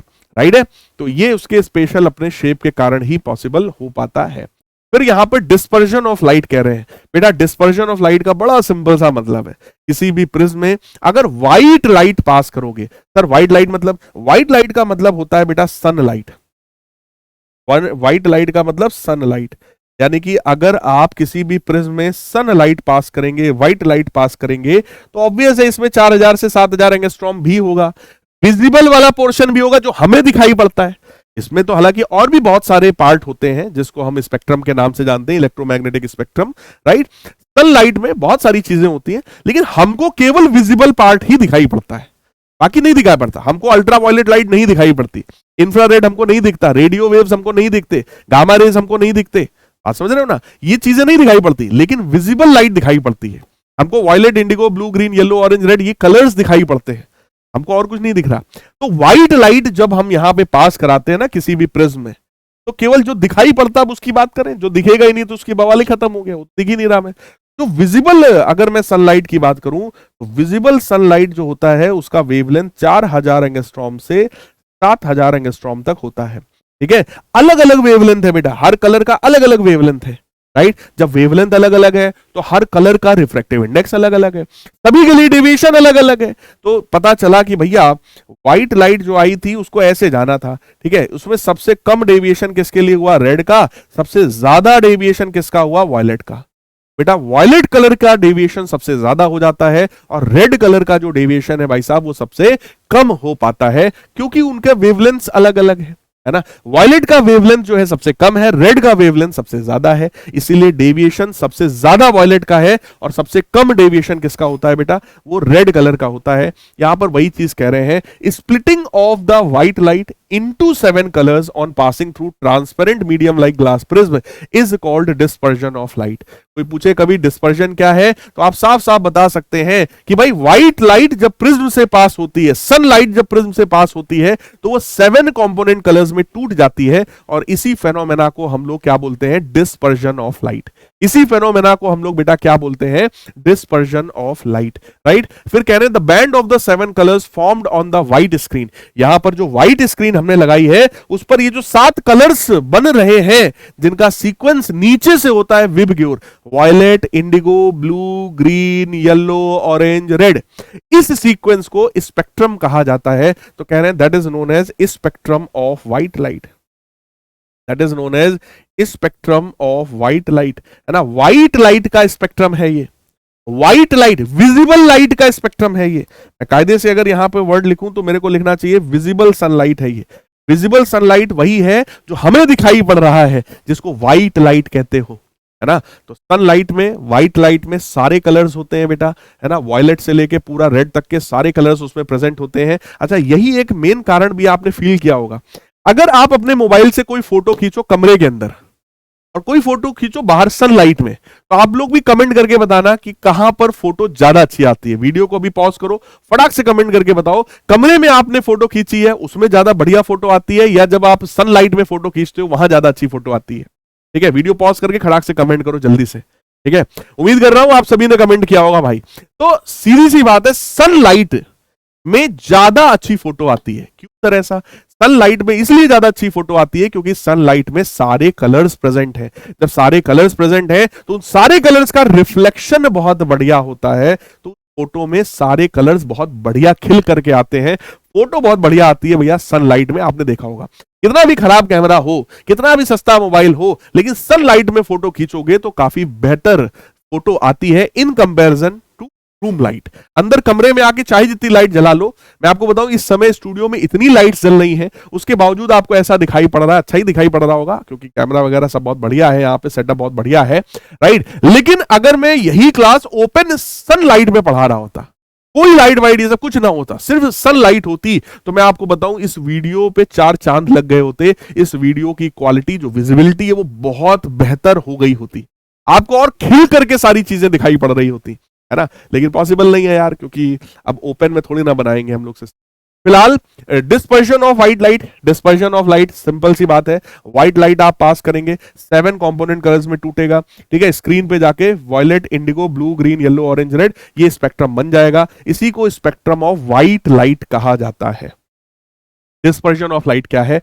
तो बेटा वही लिखा हुआ है, देखो, the dispersion of white light occurs because color of the white light travel at a different speed through the glass prism। जब भी आप व्हाइट लाइट को पास करते हो, क्योंकि हर कलर का बेटा वेवलेंथ अलग है, हर कलर के लिए रिफ्रैक्टिव इंडेक्स अलग अलग है, और बेटा रिफ्रैक्टिव इंडेक्स जब ज्यादा होता है ना तो उस कलर का स्पीड कम होता है। Refractive index speed of light को ही तो रिप्रेजेंट करने का काम करता है। जिस कलर के लिए रिफ्रैक्टिव इंडेक्स ज्यादा, उसके लिए स्पीड कम हो जाती है। तो बेटा साफ सीधी सी बात है, हम लोग यहां पे लिख सकते हैं कि भाई speed is inversely proportional to refractive index. जिस कलर के लिए रिफ्रैक्टिव इंडेक्स ज्यादा, उसकी स्पीड कम, है ना। और रिफ्रैक्टिव इंडेक्स हम लोग देख चुके हैं भैया, वो डेविएशन के ऊपर डिपेंडेंट है। जिसका डेविएशन ज्यादा उसका रिफ्रैक्टिव इंडेक्स ज्यादा, और जिसका रिफ्रैक्टिव इंडेक्स ज्यादा उस कलर का जो स्पीड है वो कम होता है, उस कलर का जो वेवलेंथ होता है बेटा वो भी कम होता है। इस तरीके से हम लोग सारी चीजों को अपने दिमाग में रख सकते हैं। अब आपसे कभी भी कहा जाए जरा हमें बताओ वायलेट से लेकर रेड तक के कलर्स हैं, सबसे ज्यादा डेविएशन किसका है? तो आप साफ बताओगे कि सर व्हाइट लाइट आई थी, सबसे नीचे कौन गया भैया? वायलेट। तो सर डेविएशन सबसे ज्यादा किसका है? वायलेट का। वायलेट का डेविएशन मैक्सिमम है। रिफ्रैक्टिव इंडेक्स किसके लिए ज्यादा है? वायलेट के लिए। सर स्पीड सबसे कम किसकी है? वायलेट की। वेवलेंथ सबसे कम किसका है? वायलेट का। इस तरीके से आप जवाब दोगे, चारों चीजों का जवाब आप दे सकते हो इसी कॉन्सेप्ट के थ्रू। यहां पर वही बात बता रहे हैं कि हर कलर का वेवलेंथ अलग है, हर कलर का रिफ्रैक्टिव इंडेक्स अलग है, हर कलर की स्पीड अलग है। That is the main cause of dispersion of light. फिर कह रहे हैं red light has maximum speed. Red light की स्पीड सबसे ज्यादा है क्योंकि उसका वेवलेंथ सबसे कम होता है, सबसे ज्यादा होता है। तो the red colour is deviated least, इसीलिए रेड कलर का डेविएशन सबसे कम होता है, ठीक है ना। जिस कलर का वेवलेंथ ज्यादा, जिस कलर की स्पीड ज्यादा, उसका डेविएशन सबसे कम होता है। और जिस कलर में ये चीजें उल्टी होती हैं उसमें जो डेविएशन है वो हमारा मैक्सिमम हो जाता है, और वो कलर हमारा वॉयलेट कलर है। फटाफट अपनी कॉपी पर चीजों को नोट कर लो, ठीक है। नहीं समझ में आया है एक बार वीडियो को थोड़ा पीछे ले जाओ, एक बार रिपीट करके देखो, पूरा फील आपको इस चीज का 100% आ जाएगा, क्योंकि चीजें बहुत डेप्थ में मैंने बताई हैं, बहुत डिटेल में मैंने आपको चीजें समझाई हैं, राइट। आइए आगे बढ़ते हैं। क्वेश्चन है, हमसे कह रहे हैं कि भैया in the diagram given below X and Y are the end colours of the spectrum of the white light, the colour of Y represents the. देखो बेटा, व्हाइट लाइट जब आप पास करते हो, देखो इस बार ये बेस है, इस बार ये बेस है, ये हमारा प्रिज्म एंगल है। लाइट जब आती है, व्हाइट लाइट आती है, तो बेटा बेस की तरफ कौन सा कलर जाता है? वायलेट, ठीक है। और इधर की तरफ कौन सा कलर आता है? रेड। तो वाई वाला कलर कौन सा है? वाई वाला जो कलर है वो तुम्हारा रेड कलर है। तो कह रहे हैं red colour represents colour of sky, नहीं, कलर ऑफ स्काई नहीं, colour used to paint the danger signal, ये सही है। डेंजर वाले सारे सिग्नल्स जो होते हैं वो रेड कलर के होते हैं, है ना। तो सबसे इधर की तरफ जो कलर गया है वो रेड है, सबसे नीचे जो जाता है वो वॉयलेट कलर है, ठीक है। अगला यहां पे क्या है? Recombination of spectrum of colours to give white light. तो ये हमारे न्यूटन साहब थे। न्यूटन साहब ने एक एक्सपेरिमेंट किया, उन्होंने कहा कि भैया जब सीधा प्रिज्म रखते हैं तो वो आने वाली व्हाइट लाइट को 7 कलर्स में तोड़ देता है, तो अगर मैं उल्टा प्रिज्म रखूंगा तो इन्हीं 7 कलर्स को वापस जोड़ देगा। और उनका ये जो एक्सपेरिमेंट था वो सफल हो गया बेटा। व्हाइट लाइट डाला गया, वो 7 कॉम्पोनेंट कलर्स में उसने तोड़ा। उल्टा प्रिज्म रखा, उसने 7 को वापस से जोड़ दिया और व्हाइट कलर की लाइट यहां से निकल गई है। ध्यान देने वाली बात यह है, जब दो प्रिज्म को ऐसे चिपका दोगे तो ये दोनों प्रिज्म मिल करके अगर ध्यान से देखो तो वो एक ग्लास स्लैब की तरह बिहेव करना शुरू कर देंगे। Glass slab. और किसी भी ग्लास स्लैब में याद करो, पिछले वाले वन शॉट में मैंने क्या पढ़ाया था, किसी भी ग्लास स्लैब के केस में बेटा क्या होता है? लेटरल शिफ्ट होता है। यानी कि जो लाइट रे ऐसे जा रही थी, जिसको ऐसे जाना था, वो थोड़ा पीछे की तरफ खिसक गई है और यहां पहुंच गई है। इसी को लेटरल शिफ्ट कहते हैं, है ना। तो कितना बढ़िया कॉन्सेप्ट निकल करके आया है कि अगर एक प्रिज्म सीधा और एक प्रिज्म उल्टा कर लिया जाए तो भाई साहब लेटरल शिफ्ट जैसी चीज दिखाई पड़ती है। लाइट आई थी इधर लेकिन निकल रही है इधर। Emergent light ray is laterally shifted. Question कह रहे हैं when a narrow beam of white light passes through a glass prism it splits into component colours, this phenomena is called dispersion of light. White light का टूट जाना component colours में, यही तो भाई साहब डिस्पर्जन ऑफ लाइट कहलाता है। अगला, when a ray of light passes through glass prism it suffers 2 refractions, during these refractions the ray bends towards the base in both cases. Light ray जब rare से डेंसर जाती है तो भी light रे बेस की तरफ बेंड हो रही है, जब लाइट रे डेंसर से रेयर जा रही है तो भी बेस की तरफ बेंड हो रही है, क्योंकि भैया बेबी को तो बेस पसंद है ना। तो बेबी दोनों टाइम बेस की ही तरफ बेंड हो रही है क्योंकि बेबी को बेस पसंद है। साफ सीधी सी बात है ना। तो लाइट रे दोनों बार बेस की ही तरफ बेंड होती है। हाँ, अगर नॉर्मल के रेफरेंस में पूछते तो हम जरूर कह सकते थे कि पहली वाली जो सरफेस है जहां पर लाइट रे रेयर से डेंसर जा रही है वहां वो नॉर्मल की तरफ बेंड हो रही है, और दूसरी वाली सरफेस के केस में लाइट रे नॉर्मल से अवे बेंड हो रही है, बट वो बेंड बेस की ही तरफ हो रही है दोनों ही बार। ठीक है। फिर हमसे अब इसी चीज पर एक फेनोमेना है, that is the rainbow. Rainbow क्या है? रेनबो नेचुरल स्पेक्ट्रम है। जैसे अभी हम लोगों ने प्रिज्म के थ्रू जब हम लोगों ने पढ़ा वो आर्टिफिशियल स्पेक्ट्रम था, क्योंकि प्रिज्म एक आर्टिफिशियल चीज है। प्रिज्म को रखोगे, सनलाइट आएगी, वो उसको 7 कंपोनेंट कलर्स में तोड़ देगा। इसको आप लोग घर में भी एक्सपेरिमेंट करके देख सकते हो, कोई इसमें बड़ी बात नहीं है, राइट। लेकिन जब बात आती है रेनबो की, तो अब रेनबो हम लोग नहीं बना सकते। Rainbow is a natural thing. हम लोग नहीं, घर में रेनबो हम नहीं बना सकते, राइट, वो नेचुरल चीज है। जब बेटा बरसात का मौसम होता है ना, तो जब पानी बरसता है तो हमारा जो एटमॉस्फेयर वो एकदम क्लीन हो जाता है। देखो हमारे एटमॉस्फेयर में मेनली कौन सी गैसेस होती हैं? नाइट्रोजन, ऑक्सीजन सबसे ज्यादा, बाकी 1% में बाकी सारी गैसेस होती है, आपको भी पता है, राइट। लेकिन इनके अलावा हम लोगों की वजह से एटमॉस्फेयर में डस्ट, दर्ट, धूल, ये सारी चीजें भी प्रेजेंट हो जाती हैं। होता क्या है, जब पानी बरसता है तो ये जो डस्ट है, दर्ट है, ये सब पानी के साथ नीचे बैठ जाता है, तो एटमॉस्फेयर जो है वो एकदम क्लीन हो जाता है। जब एटमॉस्फेयर क्लीन होता है, और एटमॉस्फेयर में क्योंकि जस्ट अभी पानी बरसा था, तो पानी का जो मॉइस्चर का जो कंटेंट होता है, पानी की जो बूंदे हैं वो पूरी हवा में फैली हुई है, मॉइस्चर बढ़ जाता है। बरसात के मौसम में मॉइस्चर कंटेंट बढ़ जाता है ना। तो क्योंकि पानी प्रेजेंट है हवा में भी, है ना, मॉइस्चर वहां पे, वाटर की जो बूंद है वो वहां पे प्रेजेंट है। होता क्या है, जब सनलाइट उस पानी की बूंद से निकलती है तो वहां पर वो पानी की जो बूंद है वो भी एक प्रिज्म की तरह बिहेव करना स्टार्ट कर देती है। जब सनलाइट पानी की बूंदों से निकलता है तो वो सनलाइट उस पानी की बूंद क्या करती है, सनलाइट को 7 कंपोनेंट कलर्स में धड़ाक से तोड़ देती है। इसी फेनोमेना की वजह से आपको इस तरीके का शेप दिखाई पड़ता है, जिसको हम लोग रेनबो के नाम से जानते हैं। जरा पढ़ो और समझ में आएगा। Rainbow is an arc of 7 colours visible in the sky which is produced by the dispersion of the sun's light by rain drops in the atmosphere. यानी कि जब सनलाइट का डिस्पर्जन होता है किसके थ्रू? रेन ड्रॉप्स के थ्रू। यानी कि यहां पर जो रेन ड्रॉप्स है they act like a prism. ठीक है, कह रहे हैं the rainbow is produced by the dispersion of the white sunlight by rain drops in the atmosphere. Each rain drop act as a tiny glass prism. हर एक rain drop जो है वो छोटे से प्रिज्म की तरह बिहेव करता है, splitting the sunlight into spectrum. यानी कि वो सनलाइट को स्पेक्ट्रम में तोड़ने का काम कर रहा होता है। सेम चीज का देखो मैंने बहुत प्यारा सा डायग्राम आपके लिए निकाला है। ये हमारी सनलाइट है ना। सनलाइट से कोई भी लाइट निकली है, और वो लाइट जब पानी की किसी बूंद में एंटर करती है, मैं इसमें एक कलर कर दे रहा हूं भैया ताकि लगे तो कि पानी है। तो जब सनलाइट यहां से आती है, वो एक पानी की बूंद में जब सनलाइट एंटर करती है, तो तुरंत वो सनलाइट क्योंकि एक प्रिज्म की तरह बिहेव कर रही है, तो सनलाइट क्या करता है, वो उसको 7 कंपोनेंट कलर्स में तोड़ देता है। सबसे नीचे वॉयलेट, सबसे ऊपर रेड, 7 कंपोनेंट कलर्स में तोड़ दिया। अब यहां पानी की बूंद में क्या होता है कि भाई यहां पे इंटरनली वो लाइट रे रिफ्लेक्ट हो जाती है ना। तो टोटल इंटरनल रिफ्लेक्शन कहने की बजाय अगर आप केवल इसको इंटरनल रिफ्लेक्शन कहो एनसीईआरटी किताब के हिसाब से तुम्हारे, ठीक है, वो ज्यादा बेटर होता है। लेकिन जब आप लोग 12th लेवल की किताबों में पढ़ोगे तो उसमें टोटल इंटरनल रिफ्लेक्शन वर्ड ही यूज किया जाता है। लेकिन ठीक है, हम लोग 10th की बात कर रहे हैं तो 10th के लेवल की बातें करते हैं जो एनसीईआरटी में लिखी है। वो ये है कि जब सन से लाइट रे आती है बेटा, तो वो पानी की बूंद में जैसे ही लाइट रे एंटर करती है, पानी की बूंद उस पर डिस्पर्जन कराती है, प्रिज्म की तरह बिहेव करती है। 7 कंपोनेंट कलर्स में लाइट रे टूट जाता है। यहां पे लाइट रे इंटरनली रिफ्लेक्ट हो जाती है, कुछ पार्ट उसका रिफ्रैक्ट भी हो जाता है, कुछ इधर भी चला जाता है। लेकिन जो फिर से रिफ्लेक्ट होती है वो जब यहां पर वापस रिफ्रैक्ट होकर आती है, इधर से जब हम लोग देखते हैं तो हमको इस तरीके का पैटर्न दिखाई पड़ता है। इस तरीके का पैटर्न दिखता है, इसी को हम लोग रेनबो के नाम से जानते हैं, राइट।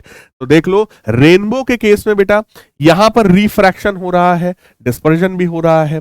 यहां पर सिर्फ इंटरनल रिफ्लेक्शन हो रहा है, ठीक है, डिस्पर्जन नहीं हो रहा है, डिस्पर्जन तो पहले ही हो चुका है।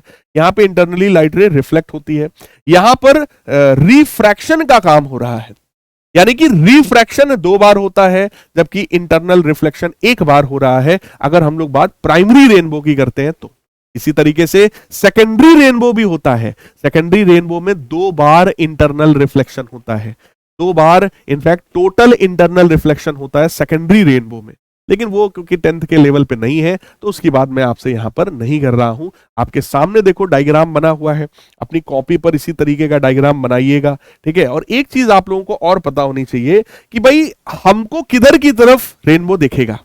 तो अगर पीछे इधर सन है, मैं यहां खड़ा हूं, इधर देख रहा हूं, सन के अपोजिट डायरेक्शन में अगर मैं देख रहा हूं तो इस डायरेक्शन में मेरे को रेनबो देखने को मिलेगा, ठीक है, क्योंकि सन से लाइट ऐसे निकल रही है, ठीक, ऐसे यहां से रिफ्लेक्ट होकर ऐसे यहां पे आ रही है। जब आंखों में लाइट रे इधर आ रही है तो हमें इधर ही की तरफ तो रेनबो दिखाई पड़ेगा, इधर ही की तरफ तो हमें रेनबो दिखाई पड़ेगा, राइट। फिर एटमॉस्फेरिक रिफ्रैक्शन की बात करते हैं। ये इस चैप्टर का आपके आखिरी पोर्शन है ना। इस चैप्टर में कई चीजें थी, चैप्टर हालांकि छोटा है तो बहुत लंबा वीडियो नहीं बनेगा इसका, लेकिन हम लोग इस चैप्टर के समझ लो आखिरी पोर्शन की तरफ पहुंच गए हैं, है ना। और इसी बात पर बहुत देर से आप लोग पढ़ रहे हैं, थोड़ा थक गए होंगे, है ना। तो सर थोड़ा सा एक एक शायरी वायरी सुना दीजिए, थोड़ा सा है पॉजिटिव एनर्जी आ जाएगी सर, है। तो चलिए सुनाता हूं आपको कि तोड़ूंगा गुरूर इश्क का मैं इस कदर सुधर जाऊंगा। मैंने पीछे कहा था ना, मैंने पीछे आपको एक शायरी सुनाई थी और मैंने कहा था कि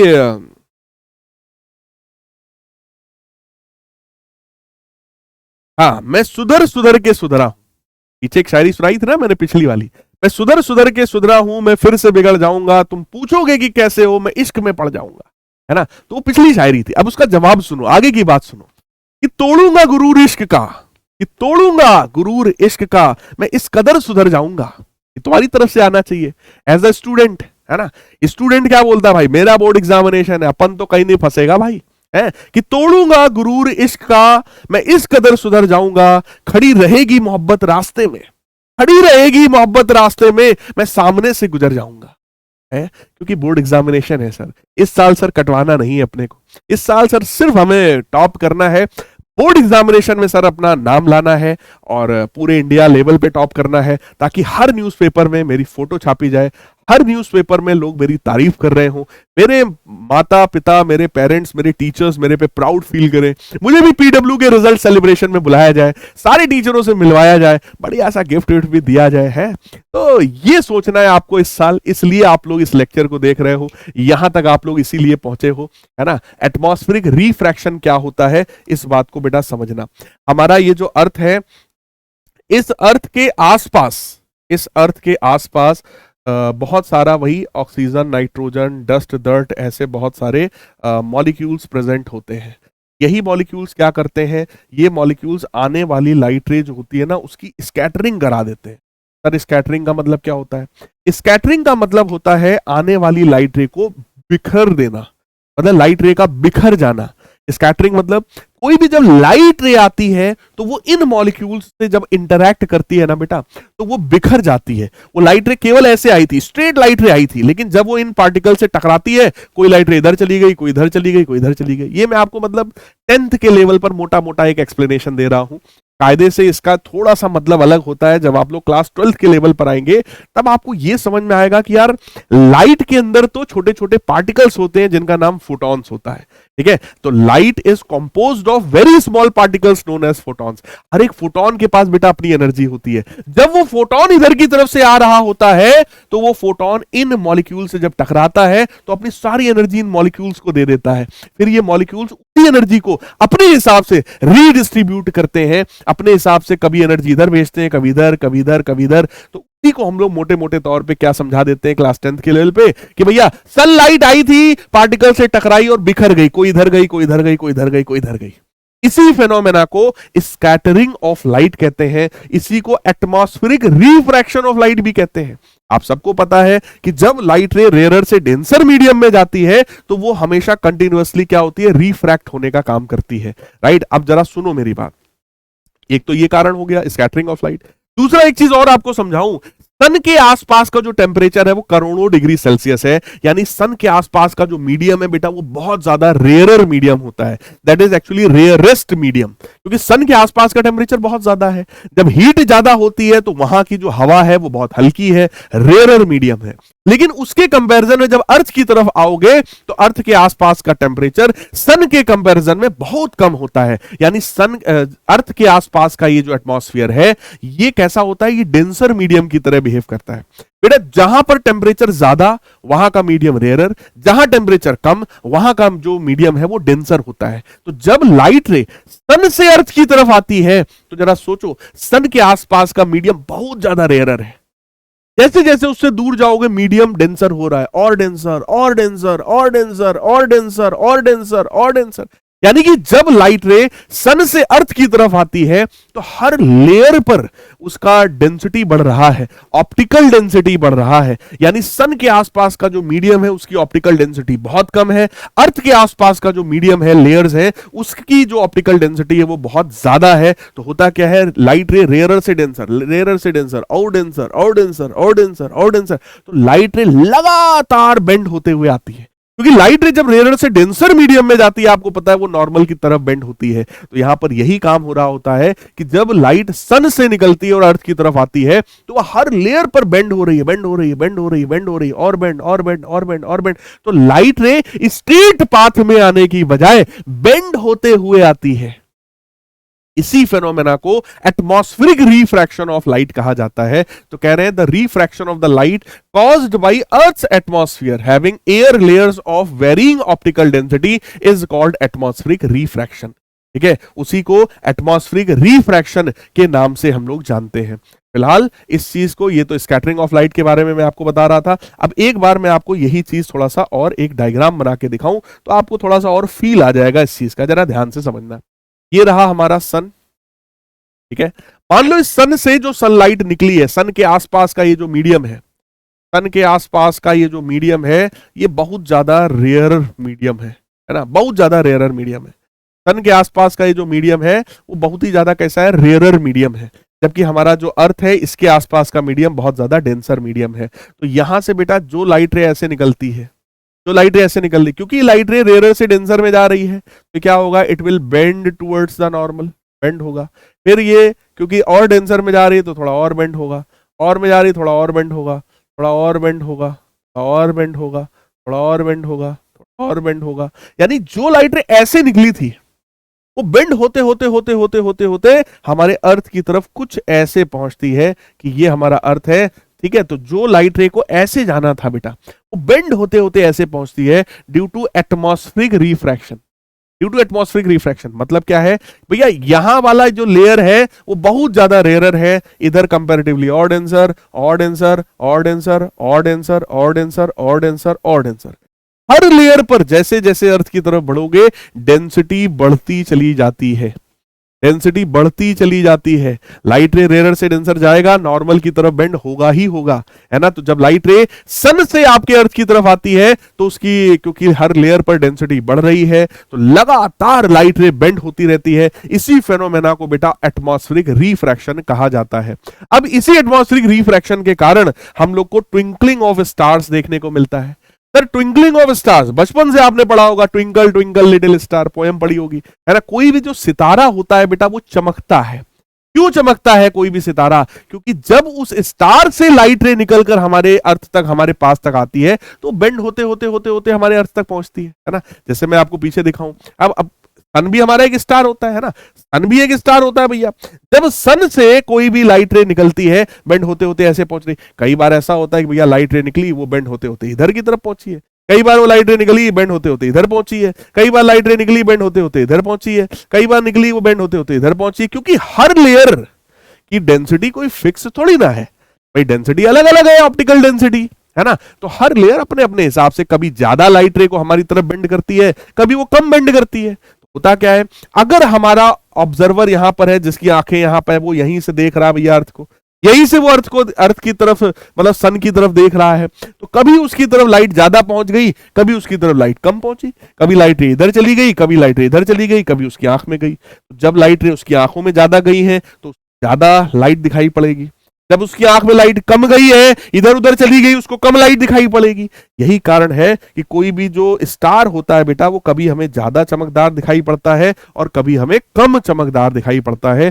जरा पढ़ो, The twinkling of the star is due to atmospheric refraction of the star's light. The continuously changing atmosphere refracts the light from the stars by different amounts from one moment to the next. यानी किसी एक movement पे हो सकता है refraction ज्यादा हो, हमारी तरफ ज्यादा लाइट आए, अगले ही मूवमेंट पे हो सकता है हमारी तरफ कम लाइट आए। तो जब ज्यादा लाइट आएगी तो ज्यादा चमकदार दिखेगा, जब कम आएगी तो कम चमकदार दिखाई पड़ेगा। ठीक है, when the atmosphere refracts more star light towards us, the star appears to be bright, and when the atmosphere refracts less star light towards us, the star appears to be dim. ठीक है, यही कारण है twinkling of stars का। तो आपसे कभी भी कहा जाए कि भाई एक्सप्लेन ट्विंकलिंग ऑफ स्टार्स, इसी तरीके से बेटा डायग्राम बनाना, और ये यही 2-3-4 लाइन जो मैंने लिखी हैं यही लिख करके आप अगर रख दोगे तो टीचर आपको पूरे मार्क्स आपको इसमें देगा। कह रहे which one of the following is the correct reason for the twinkling of stars. तो ट्विंकलिंग जो है वो atmospheric refraction of star light के कारण होता है। The star seem higher than they actually are. अब दूसरा एप्लीकेशन क्या है, कोई भी स्टार अगर वो यहां पर है तो यहां से निकलने वाली जो लाइट रे वो बेंड होते होते होते होते ऐसे पहुंचती है हमारी आंखों तक, है ना। अब जब लाइट रे ऐसे पहुंची है तो इसी डायरेक्शन में स्टार हमें यहां पे दिखाई पड़ेगा। यानी कि अगर कोई स्टार यहां है, लाइट रे बेंड होते होते होते यहां पहुंची है, ठीक है, तो इस डायरेक्शन में हमको यहां पे उसकी इमेज दिखाई पड़ेगी। तो होता यही है कि हमारी आंखों में ऑब्जेक्ट अगर यहां है, लेकिन लाइट निकलते निकलते अगर आंखों में ऐसे पहुंची है, तो हमको तो इमेज इधर ही दिखाई पड़ेगी ना, ऊपर की तरफ। कहने का मतलब स्टार एक्चुअलिटी में यहां है, लेकिन दिख कहां रहा है? दिख हमें और ऊपर रहा है। यानी कि हम किसी भी स्टार को जहां देखते हैं ना बेटा, वो एक्चुअलिटी में वहां नहीं है, वो उससे थोड़ा सा ऊपर की डायरेक्शन में होता है, उससे थोड़ा ऊपर, सॉरी, जहां हम उसको देख रहे हैं उससे थोड़ा नीचे होता है। एक्चुअल पोजीशन स्टार का यहां है, हमको थोड़ा सा ऊपर की तरफ दिखाई पड़ रहा है। यही चीज मैंने आपको यहां पे समझाया है। क्लियर है? ठीक है जी। फिर advance sunrise and delayed sunset.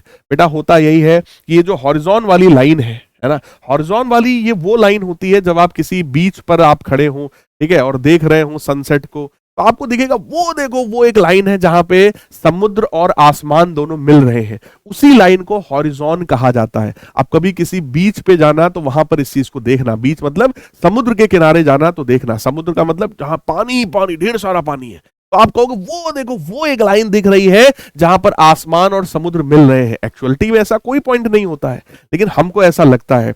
उसी लाइन को हॉरिजॉन कहा जाता है, उसी लाइन को हॉरिजॉन कहा जाता है, राइट?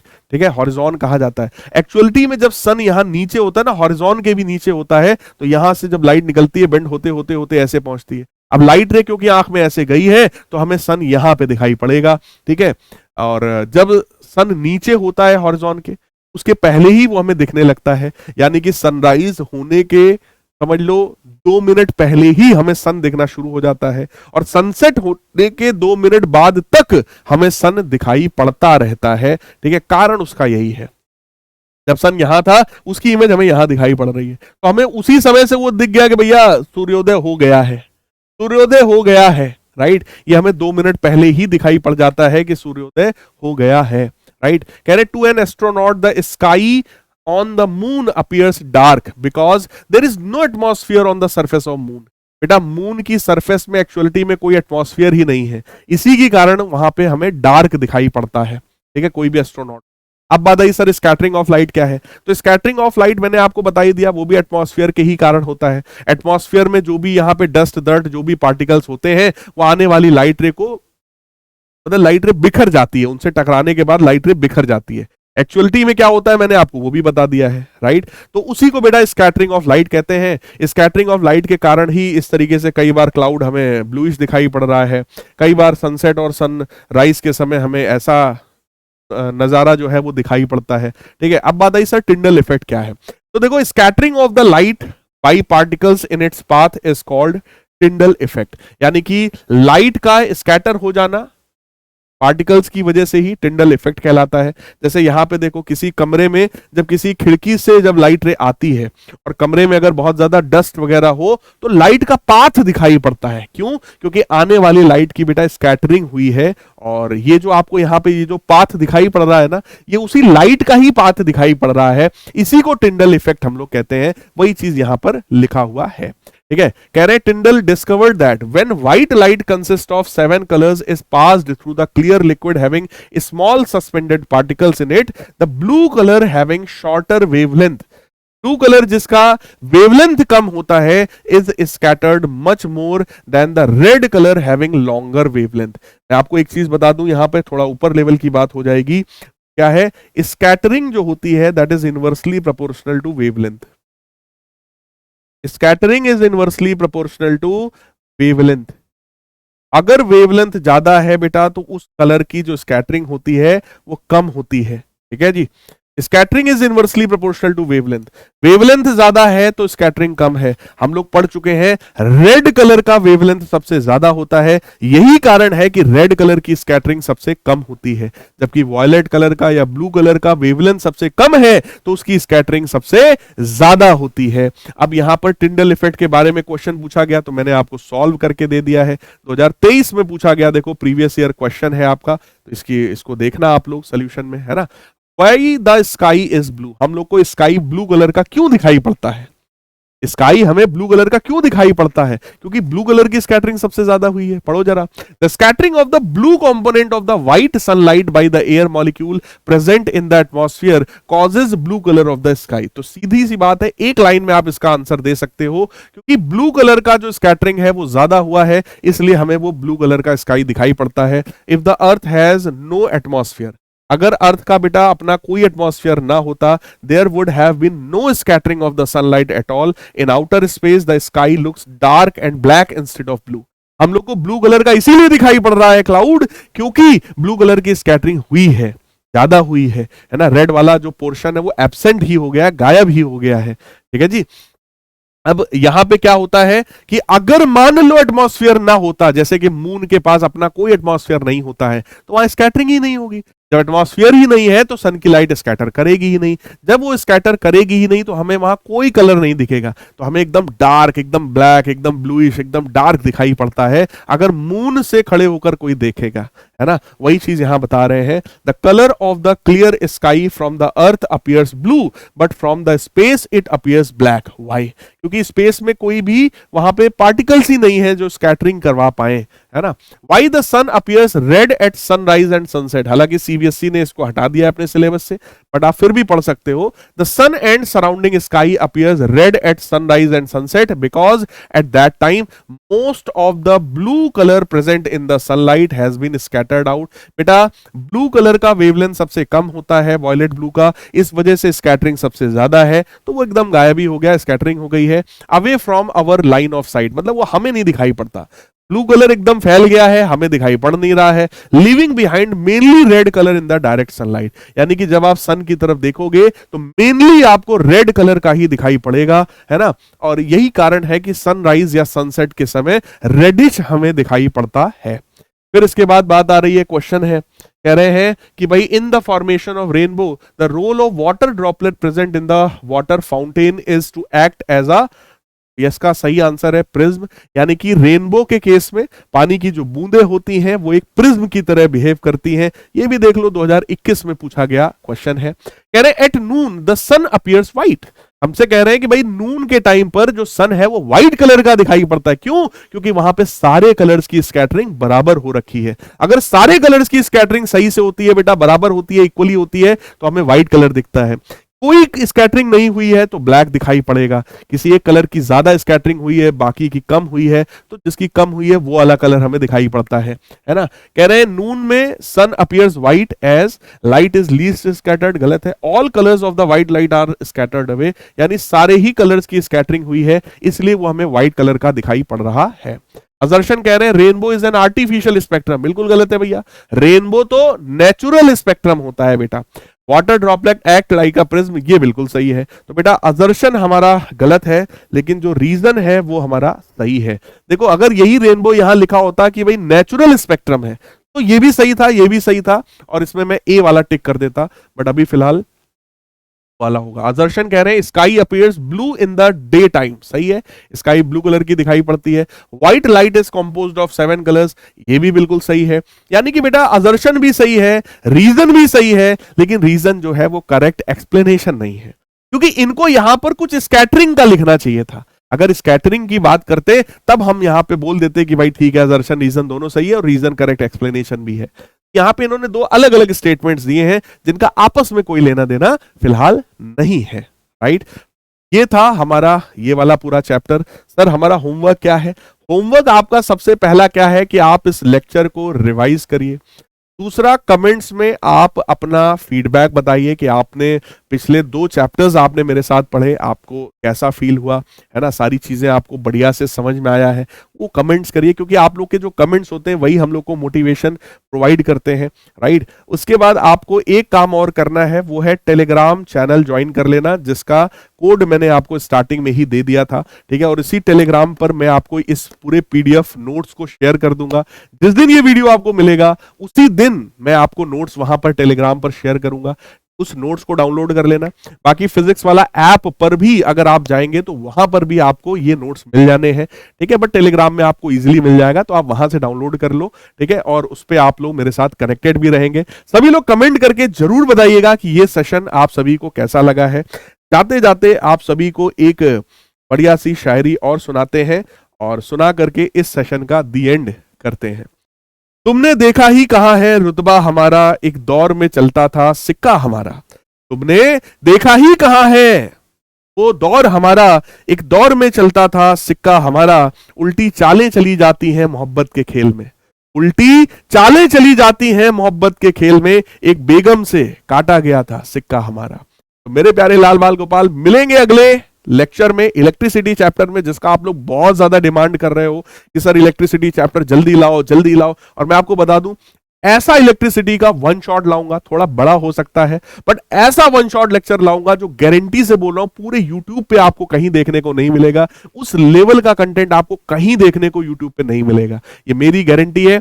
लेक्चर को आने दीजिए। आप में से जिन बच्चों को इलेक्ट्रिसिटी चैप्टर में प्रॉब्लम है, सारी प्रॉब्लम को छू मंतर ना कर दिया तो मेरा नाम शैलेंद्र पांडे नहीं। मिलेंगे अगले लेक्चर में, तब तक के लिए goodbye, take care, love you all, God bless. सभी लोग कमेंट करके जरूर बताना कि ये सेशन आप सभी को कैसा लगा।